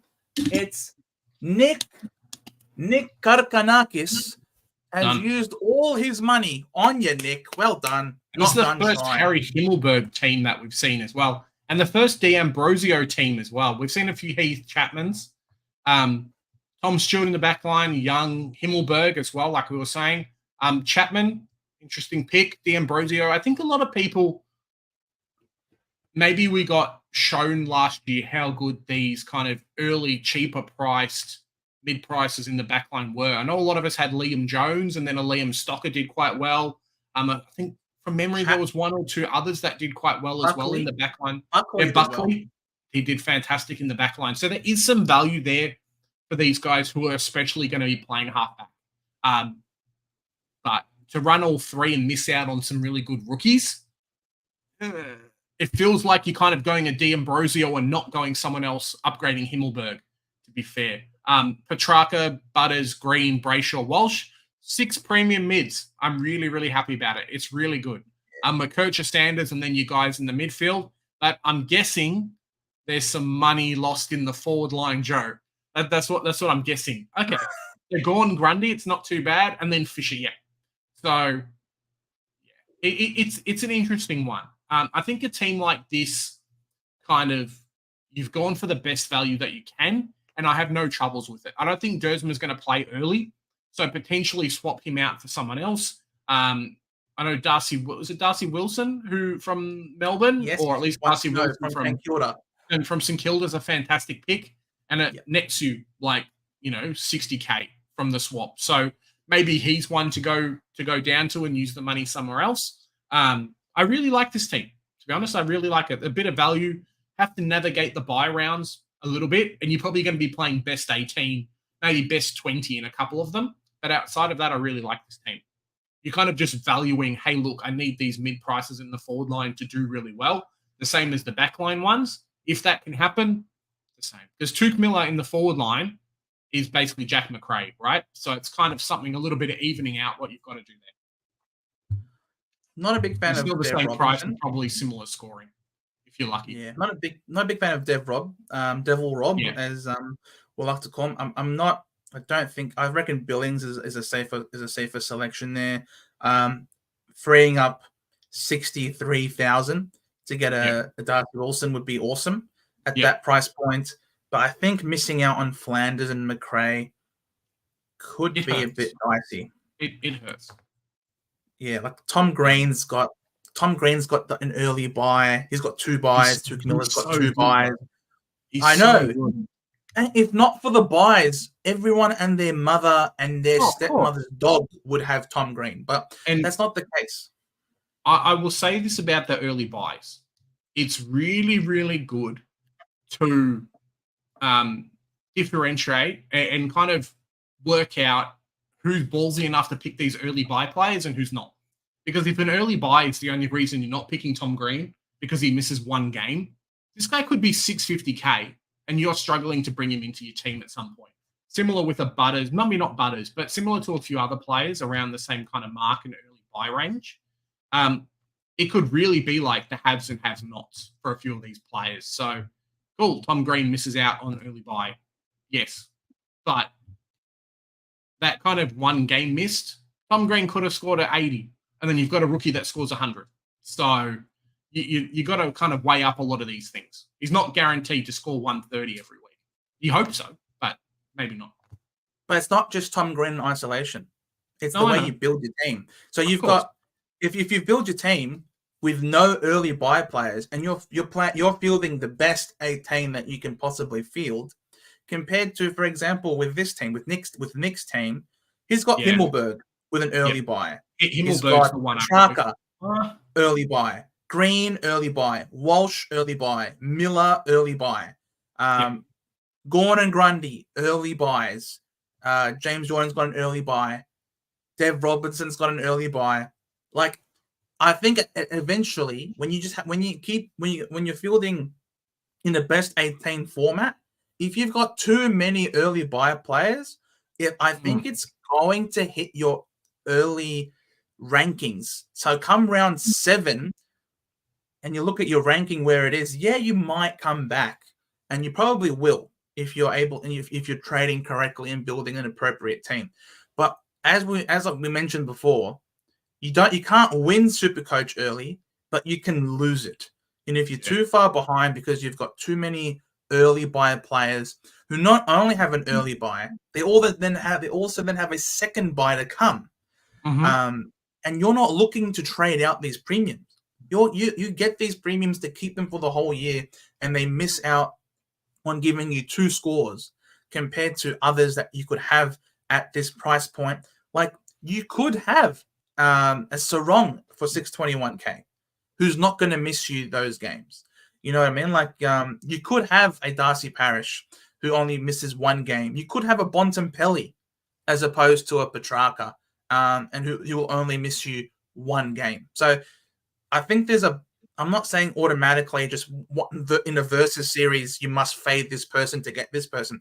That's not what I'm saying. I'm saying in totality, in the way you build your team, I don't think it's wise to stack up so much on early buy players. Yeah. I don't have so much of a trouble with it. Like, in isolation, Himmelberg missing a week isn't too bad because you've got Caulfield and Hall. So one of those guys will be able to play and you've still got 22. Like, it's not too bad, but just be a little bit wary of going for cheaper players, but also having too many. Like, you've got Himmelberg, Green, Tuke Miller, and Flanders that all share the same buy round. So that's 4 premiums. That's like $2 million that you don't have playing that week in your team. It's tough. It's a tough situation. But thank you for the team. Regardless, we then get to Patrick Sullivan, 150K in the bank. Once again, another one of these buys. What is this? They're saving their money. They're trying to withdraw it. I don't know what it Upgrade is. Matt Crouch to a player. Like it's not too hard. 150k is almost you could put in like LVU in your team instead of Matt Crouch, like or Carl Amon. Like I understand, right? But don't keep the money and then not get the top 10 pick. You're just hurting yourself in the long run.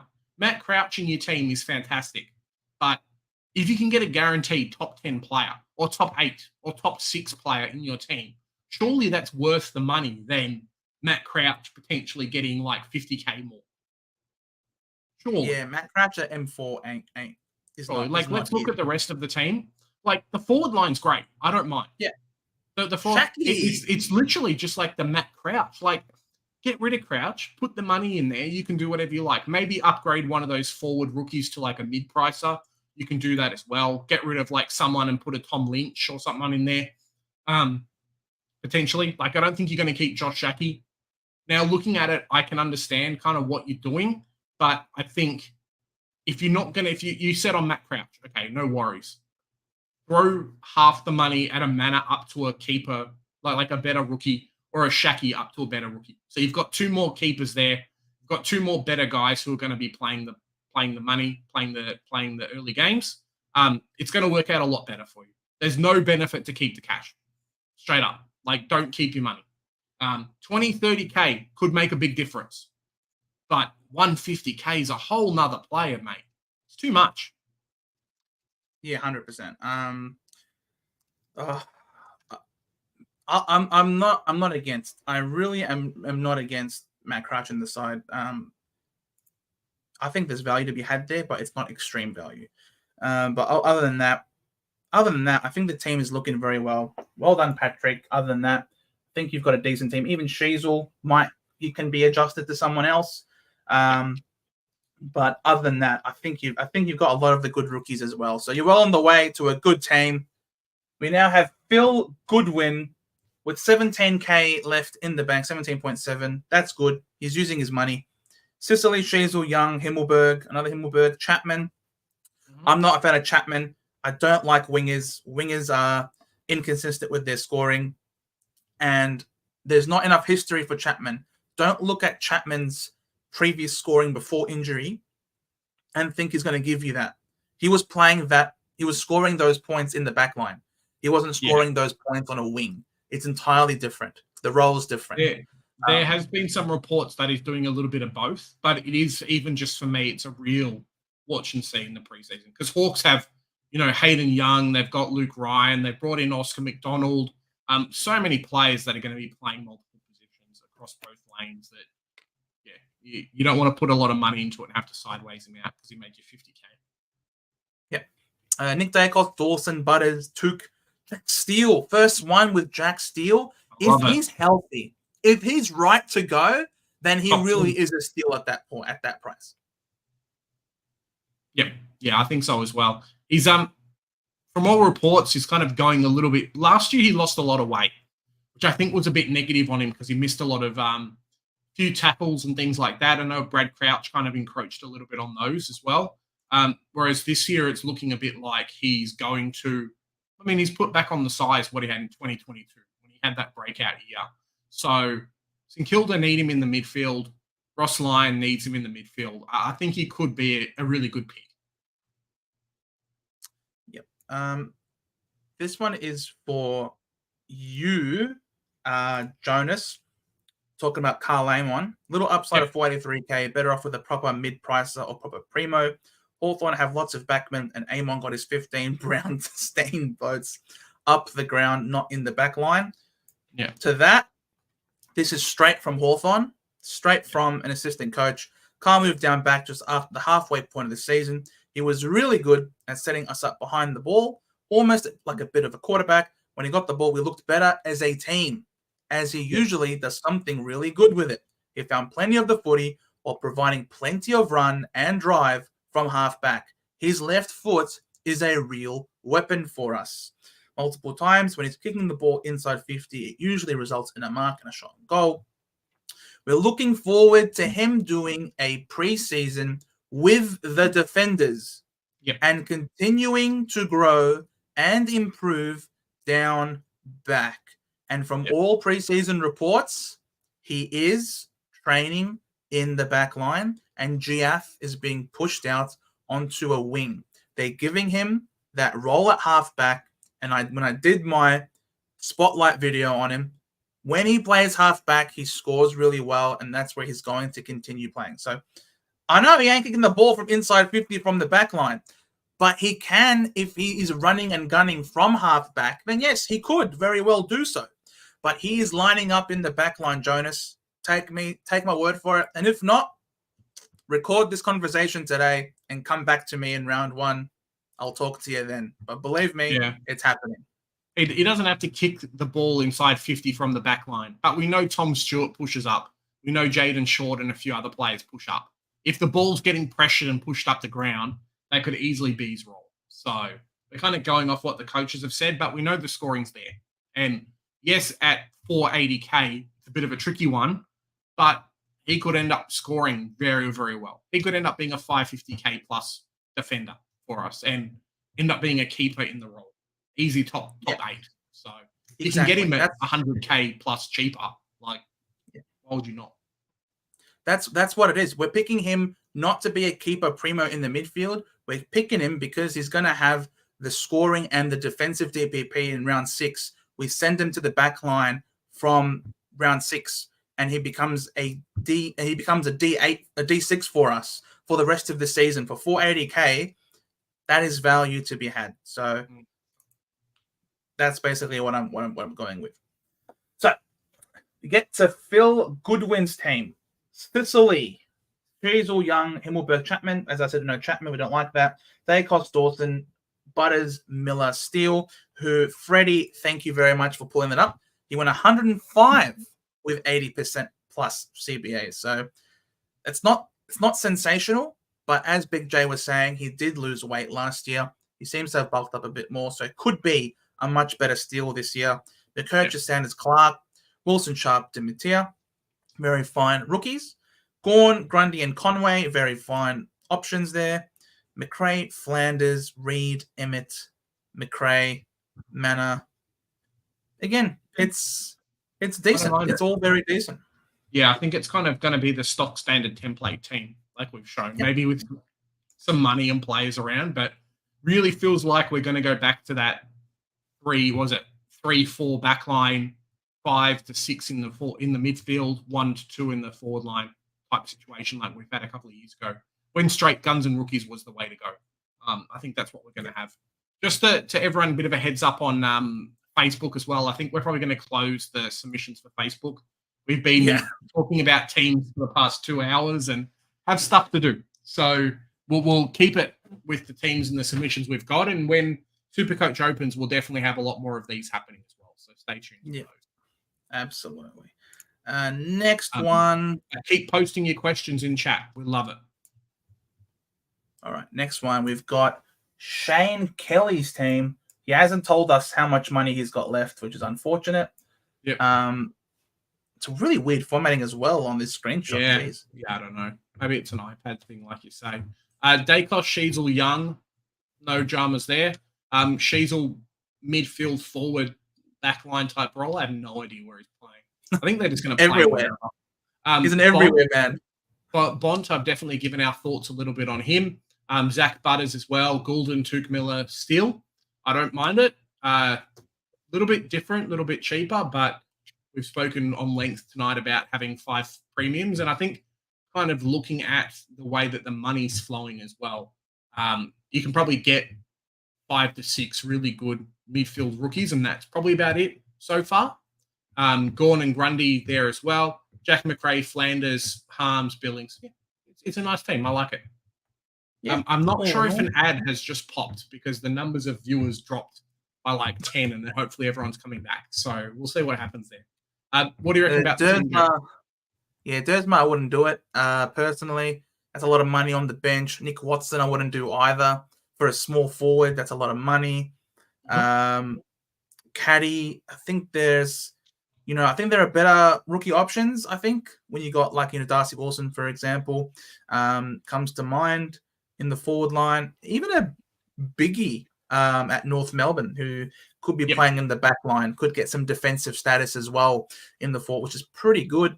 But all in all, I think he's got the important premiums across the board. He's got a couple of captaincy options, which is really cool, and something that is really easy to overlook. He's got the Dacos and the Bont, who, I mean, you can put the VC and the C on him and go to bed resting easy, really. So Pretty much, yeah. I don't mind this team at all, to be honest. Well done to you, Shane.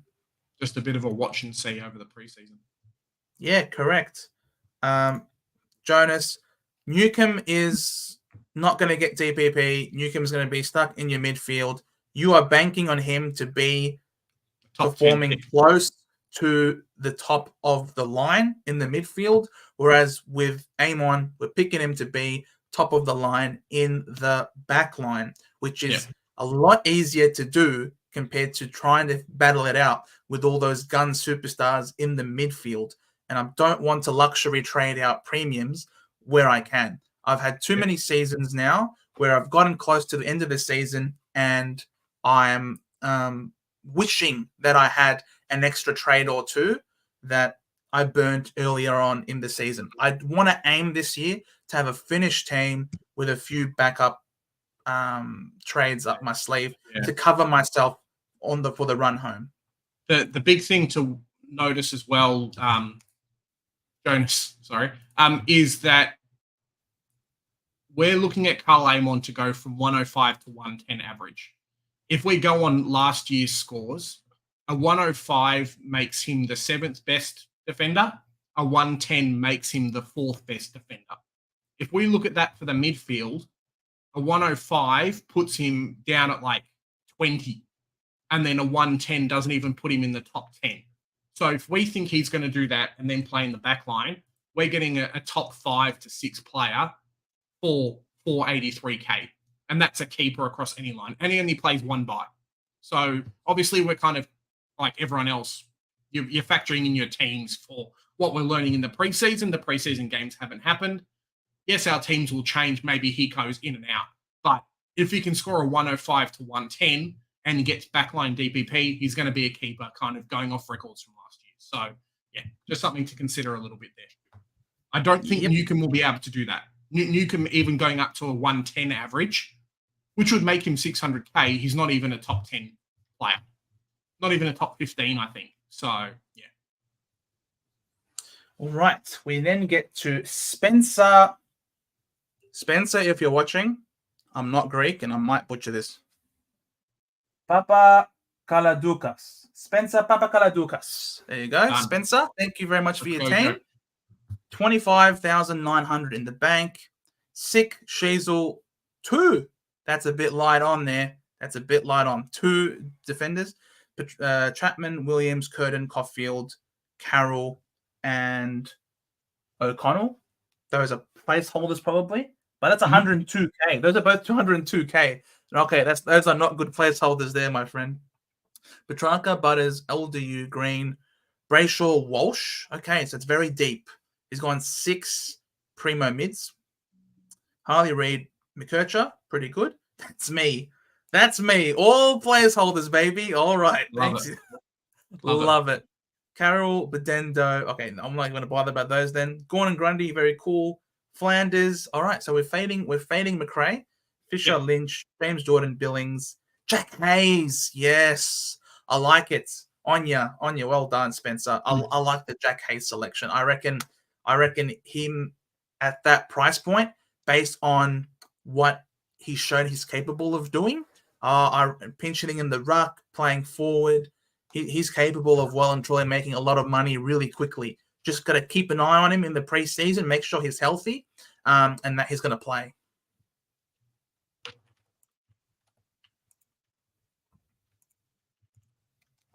Sorry, just typing in chat. I really like the team. I think you're kind of spending up in the midfield and then losing a little bit in the back line. It's going to be very hard this year not to play Hayden Young. So find a way to get him in your team. even if that means you have to downgrade somewhere else. You're spending a lot of money on mid prices in the forward line. And yes, if all of them work, you're going to be onto a winner because you've got a bunch of guys at 400K instead of like mid 200s. But missing out on these keepers is really going to hurt. Kind of going back to what we were talking about before, Joe, about, hey, look at how many guys you have to trade. In the back line, I'm counting 4. In the midfield is another 2. In the forward line, what have we got? Another 4 there. So that's 10. That's 20 trades potentially.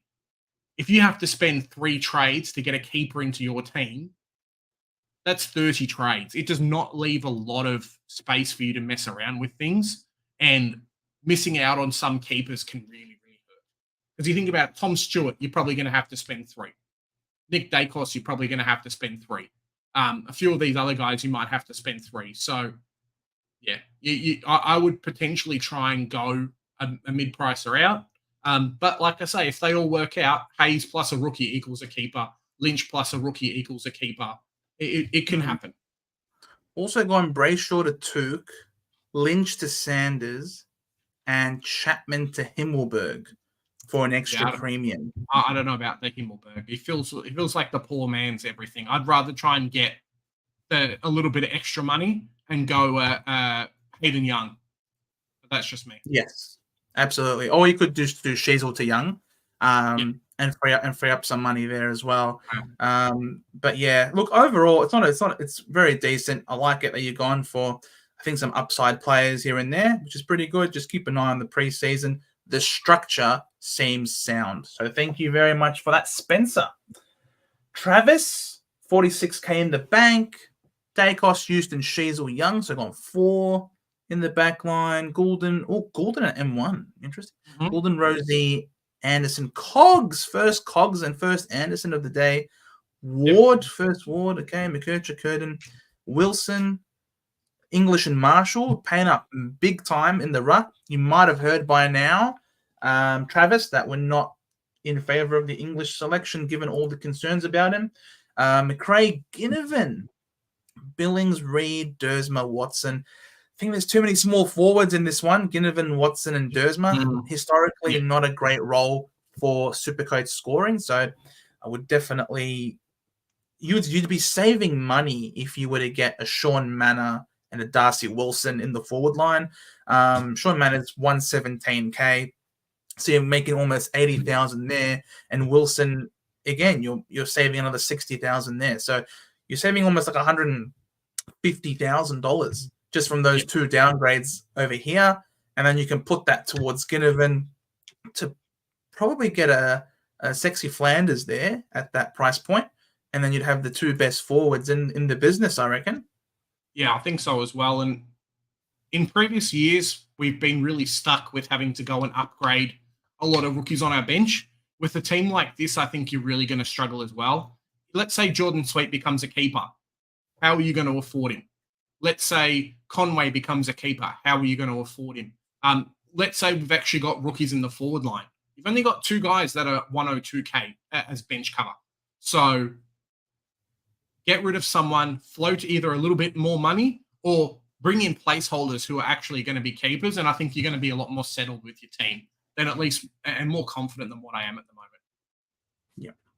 But thank you very much for the team. Travis, we then move to, I'm not even going to bother. That's not a real name. Cicely, Stewart, Brayshaw. I don't know how much is in the bank either. Cicely, Stewart, Brayshaw. Andy Brayshaw is an interesting one. Seeing the super coach inside of boys, especially Chris over there, he's got Brayshaw as a placeholder to start him off and then trade him up to a Nick Dacos after his bye, which I think is doable. Williams, Gibcus, Caulfield, or Pink's fine. Butters, Goulden, Green, Andy Brayshaw, Cam Guthrie, we've spoken about before. Harms in the mids, McKercher, Sanders. A lot of good rookies there. He's gone Gaundy with Conway, which is pretty cool. And then you got McRae, Flanders, Fisher, Lynch, Reid, Heath. I think he read the reports from Brad King, who is a fan of Heath. I mean, David saw in King? The training session. Huh? David King? David King, sorry. Yes. Yeah. What did I say? Brad King. I'm like, who's Brad King? Who's this North Melbourne legend, Brad King? Brad King, sorry about that. I don't mind it. You've gone cheaper in a few spots. The Guthrie pick, Jonas doesn't like it, but we've harped on how good Carl Amon is, or at least, perceived how good he is. I'm not sure if that many reports have come out about Guthrie at the moment. My understanding is he might still be injured, so we just have to be a bit careful. For that price and that pick, you want someone who's now been moved into a special role that looks like he's going to be playing a lot of time and becoming a keeper. Every year there's one or two. Amon might be that guy for us, but yeah, you're kind of missing out on one extra premium in this team. Otherwise, yeah, I don't mind it. Yep. Just a whole bunch of placeholders, really. But that's okay at the moment. So as long as you've got guys around the mark, you can definitely sideways. Yeah, as Jonas says, yeah. Guthrie is always injured. Yes, agreed. Yes, all right. So now we've gone through those ones. Now we're going to get to. These are our later ones. So you guys who have now posted, I've put up definitely a few of these. So yeah. And then I think this is from our good friend Global, friend of the channel. He's got 7,300 in the bank. It's got Stuart Young, first Whitfield. First Lockie Whitfield. Yeah, I wouldn't do that. Chapman wouldn't do that either. Williams, Gibkis, Hoare, Caulfield, those are fine. Butters, Sarong, Green, Rosie. Okay, so it's doubling up on the port. Walsh, Reid, McKercher, Curtin. Yo, where's Sanders, mate? No Riley Sanders. We need some Riley Sanders. Did you forget?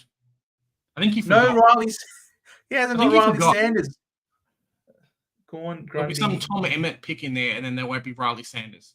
Almost. McRae, Adams, Lynch, Jordan, Billings, Caddy, Finn McRae, and Cadman. Look, it's not a bad forward line, to be honest. Yeah. If Taylor Adams can stay fit and healthy, then he could be all right for you. But I wouldn't be banking on that personally. Tom Lynch. I think with this type of team, you really need to get an extra 80-odd K. Go a Harley Reid to the forward line, upgrade a Nate Caddy to a Sanders, and then find the money to go Adams to Flanders, because Adams won't be a keeper, I don't think. Whereas Flanders has the potential to do it playing bulk mid-time. Yes, it's a watch and see in the preseason, but as Joe's hopefully Nate Flanders stream is going to be up at some point soon, you'll be able to have a look, and then you can kind of see how good Sam Flanders is when he gets that midfield time. 29 minutes of goodness right there. Absolutely. So well done on that. All right, now these are some later ones. This one, how much did Tommy's in the bank? This is from Twitter. 195K in the bank. You got to use your money, lads. Don't hold on to it. We've been harping on it the whole time. Stuart Young, Brayshaw, probably a placeholder. You know what's crazy? You could go Brayshaw to Sicily, and this team would look so much better. Like, why have you not done this? I don't understand. Probably. Chapman wouldn't do. I'd rather downgrade to a rookie, to be honest, who's likely to a Gibkis. I reckon Gibkis could score comparable to Chapman for 100K less.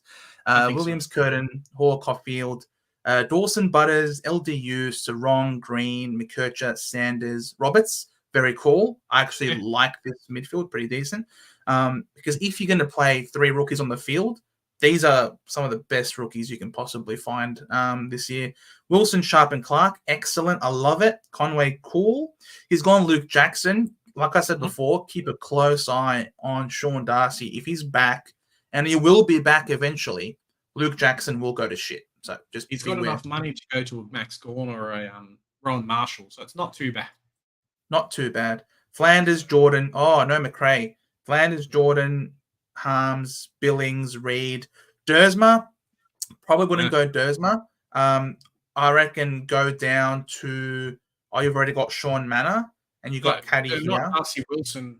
Windsor, Caleb Windsor. Looks to be a good. I wouldn't even go Windsor. I reckon Cadman's a decent 127K. Yeah, that works. And he's playing against North and West Coast, who both have struggling backlines.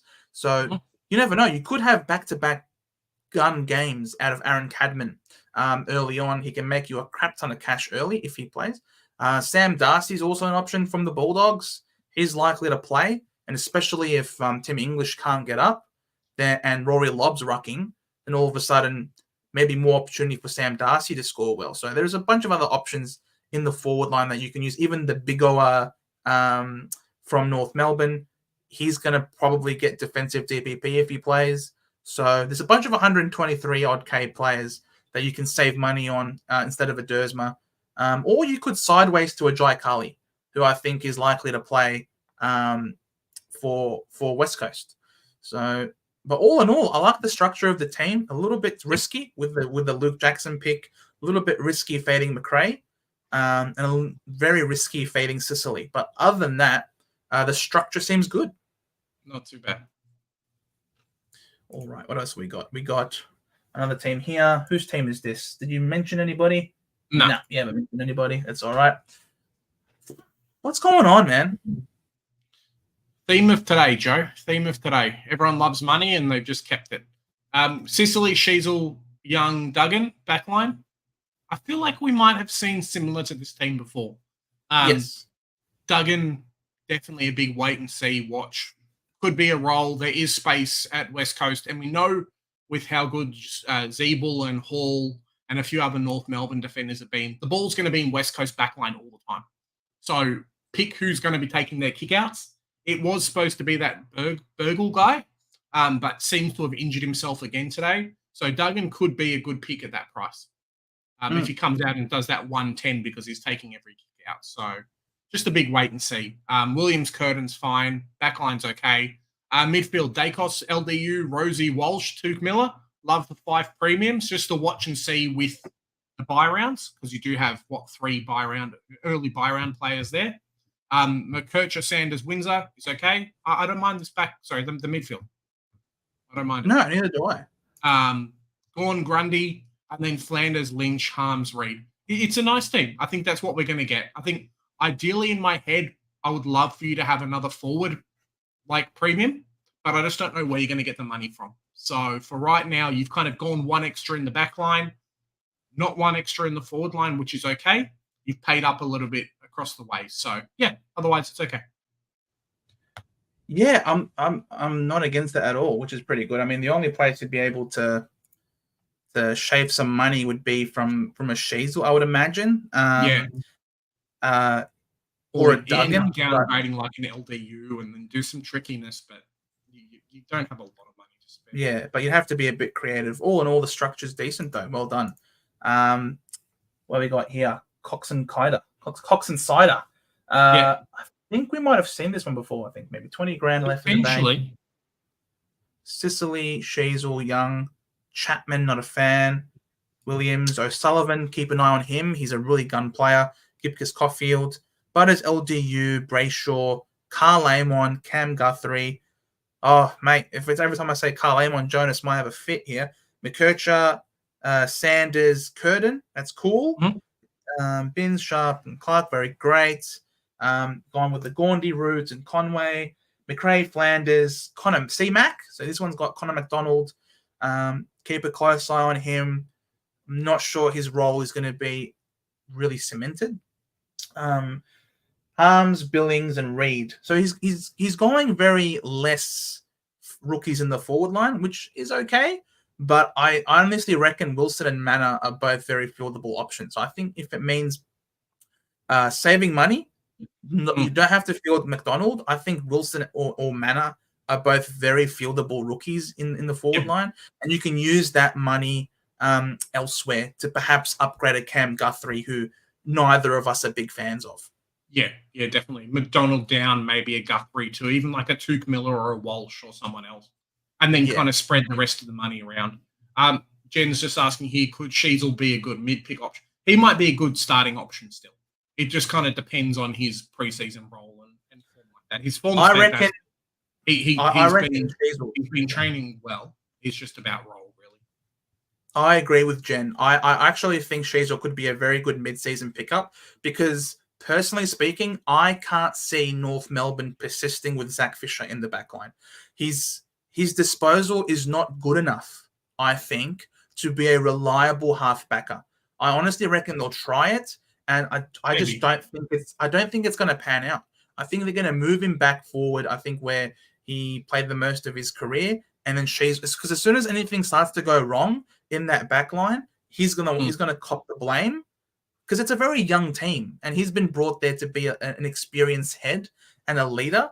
And if things start to go bad, I can see a change of positioning, and Sheasel can go back there to provide better disposal. So I reckon Sheasel could be a good pickup. Just got to keep a close eye on how North Melbourne are tracking, I'd say. Yeah. And could Degoe have a good season? I thought Degoe had a very good season last year as well.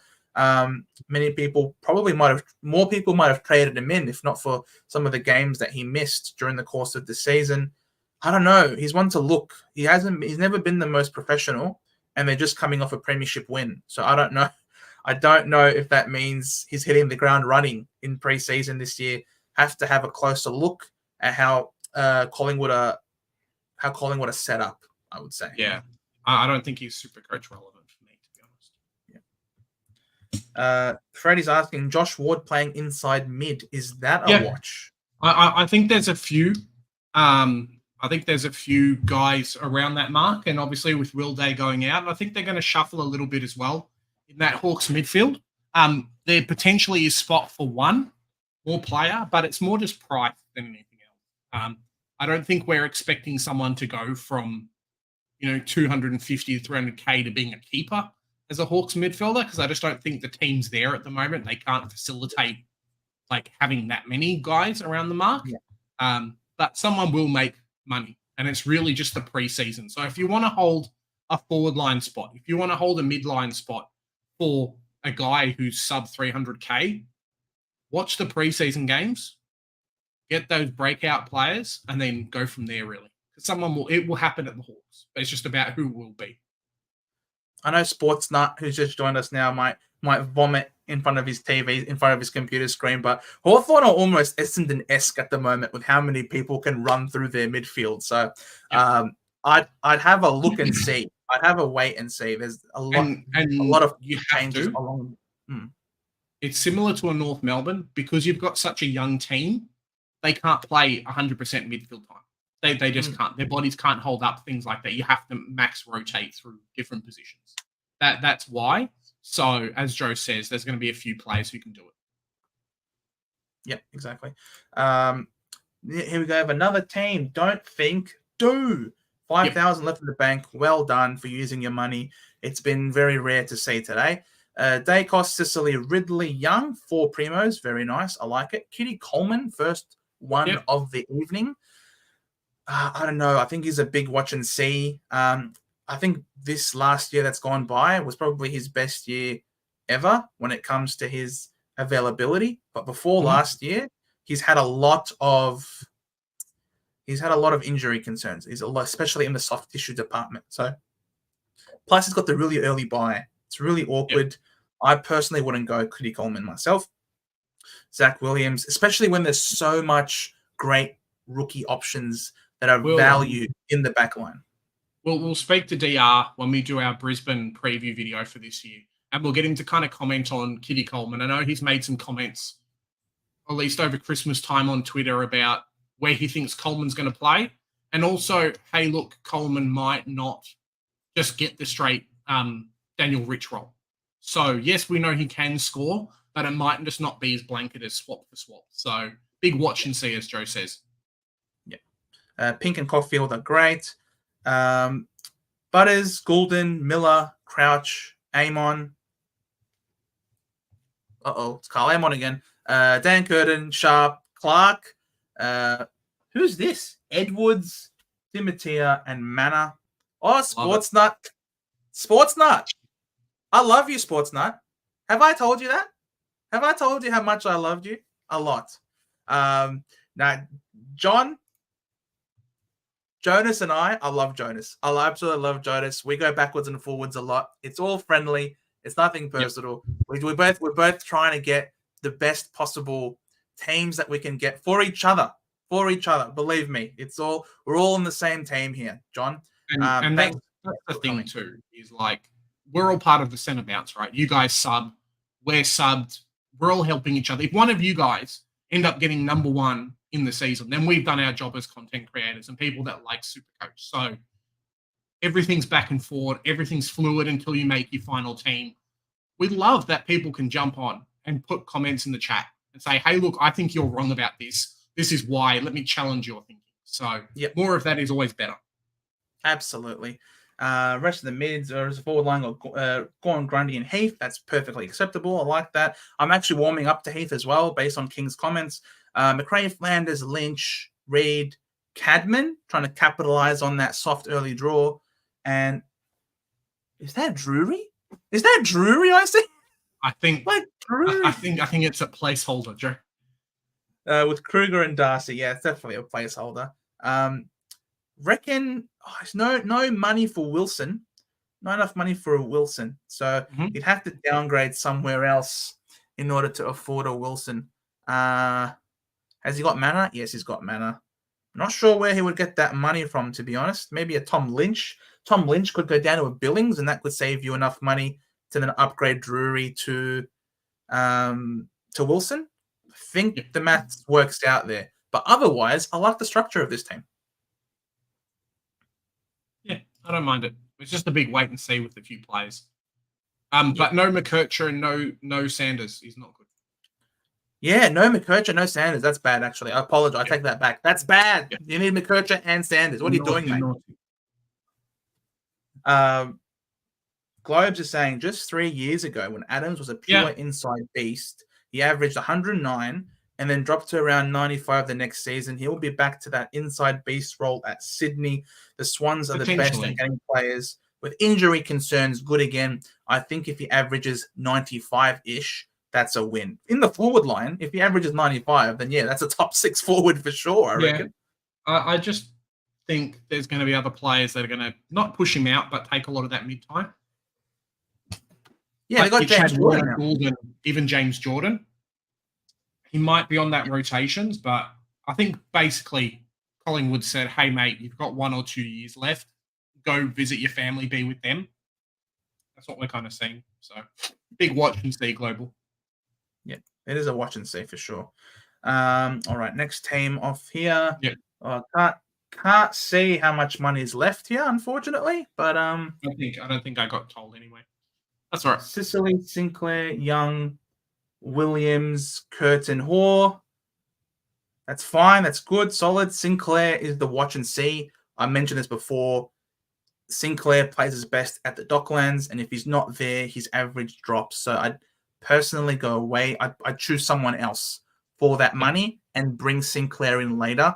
Dacos, Butters, LDU Sarong, Kelly. So I think Kelly is...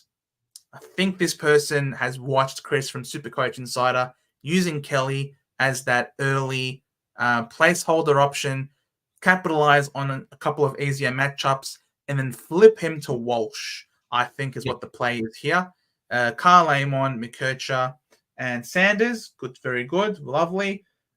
Binns, Sharp, and Clark. Excellent. Gaundy's great. McRae, Flanders, Reid, Finn McRae, Darcy Wilson, Cadman. This is a great team. I like this team. I like it. It's a good team. Few off picks. Not many people picking Sarong, and definitely not Josh Kelly. But outside of that, I don't mind it. Yeah, that's probably the reason why he's picking Kelly. I think the only person I'd seen before this one that would pick Kelly is Chris from Supercoach Insider. So I think he's got an admirer here. And why not? He's a very clever man, Chris, he is. Subscribe to his... Yeah, he does. If you haven't subscribed to the boys over at Supercoach Insider, do yourselves a favor and sub to them as well. Big friends of our channel. Another team here. I can't see how much. Wait, that's me? Is this you, Smurf? Okay. Sicily, Houston, Sheasel, Young. So that's 4 there. Williams, Caulfield, Shaw, Bond, Petrarca. He's gone big. Butters, LDU, Sarong. Oh, wait. So you were the Kelly team. That's the reason Kelly out round 3. Read you like a book, Smurf. Bont, Petrarca, Butters, LDU, Sarong. Oh, he's paid up big time in this midfield here. He's cheapest mid-primo, 621k. Very impressive. I love it. What's this forward line look like? McRae, Billings, Reid, Wilson, Cadman, Manor. Hey, That's where all that the money's works. gone. Yeah, but Yeah. it works.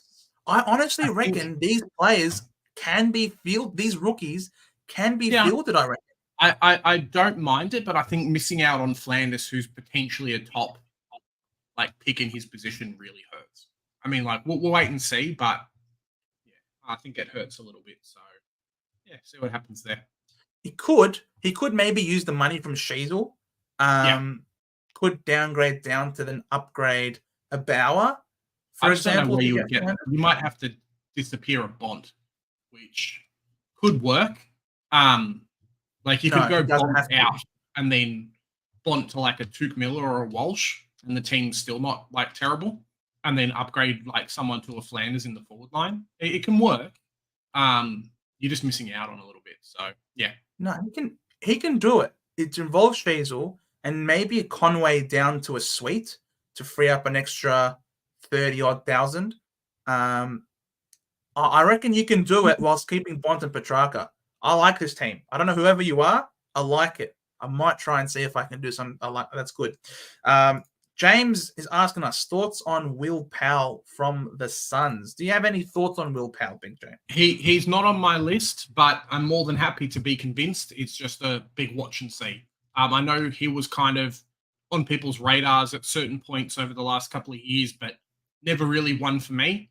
I don't know personally a lot about Gold Coast, and I think outside of their premium mid players, a lot of stuff's up in the air with Dimmer Hardwick. So maybe he's been mentioned a lot in training reports, things like that, but it's a big watch and see for me. So I don't know. I think there are better options than Powell. I mean, what does Powell cost in the back line? 513,000. I mean, it's not like it's not like his super value either, to be honest. Look, James, if you're hot on Will Powell and you've got some Gold Coast friend buddies who attend training over there and say that Will Powell, he's smoking everyone for breakfast. Yeah, go for it. But for me, from here to center bounce, can't actively recommend him to you. Brad, Bont coming back from surgery is risky. Exactly. Yes, of course it is. Obviously, you'd have an interrupted preseason as well. But there is a common saying in the Supercoach community online, and that is Bont is Bont. Bont does Bont things. And normal conventional thinking does not always apply to the Bont. So he's an interesting one. As does Chris from Supercoach, and should be banned from wearing sleeveless tops. Yeah. I love that. Oh, there's a few people the same. And with that, guys, that's the end of our live stream. Thank you for all of you guys who've been watching. We've had 40-odd people the entire time. Hope you guys have enjoyed, and I hope you've enjoyed kind of interacting with us as we kind of go over your preseason teams. Hopefully, we'll find out in the next couple of days when Supercoach opens. I really think it's going to end up being kind of Australia Day, maybe on the day, maybe on the Monday, or even this Friday. When Supercoach opened, they basically just said, cool, it's open tomorrow. So that's kind of going off predictions from last year. Yeah, first live stream of the season, and it was great to interact with all of you guys. Already having debates, absolutely love it. Already having some banter, absolutely sensational. Welcome aboard to everyone that was new. Hope you guys really enjoyed the content. Obviously, subscribe and hit that notification bell because I don't know if you guys could tell, we are absolutely pumping out the metric shit ton of content, if you excuse my French. So we are absolutely going haywire. Make sure you don't miss anything. And make sure that you catch us on the next live stream because we managed to get through all your teams, which was awesome. Next time, please use all your money and screenshot how much money you've got left. Yeah, it's not too hard to understand. If you need me to link how to screenshot your team video, I can do that from a few years ago. So yeah, we'll wait and see with that. We do have a bit of a spoiler on what's coming up. I still have to make my team review video for January, so that's coming up. A few more player spotlight videos as well. So if you love those, let us know. Say, hey, Joe, really good video. Inspire him to make some more. We've got kind of your players that we're talking about at the moment. Flanders, Jackson, Matt Crouch, and Zach Fisher coming up soon. So stay tuned for those. And then hopefully we'll have some more stuff when Supercoach opens. Indeed, such as predictions on who we reckon the top lines are. So yeah, we've gone on for long enough now. It's 6 past 10. All everyone go to bed. It's time to sleep. There's school and work tomorrow. So thank you all very much for sharing the time with us today. Much love, guys. Much love. And remember, guys, here at the Centre Bounce, we do the hard work so you don't have to. Bye for now.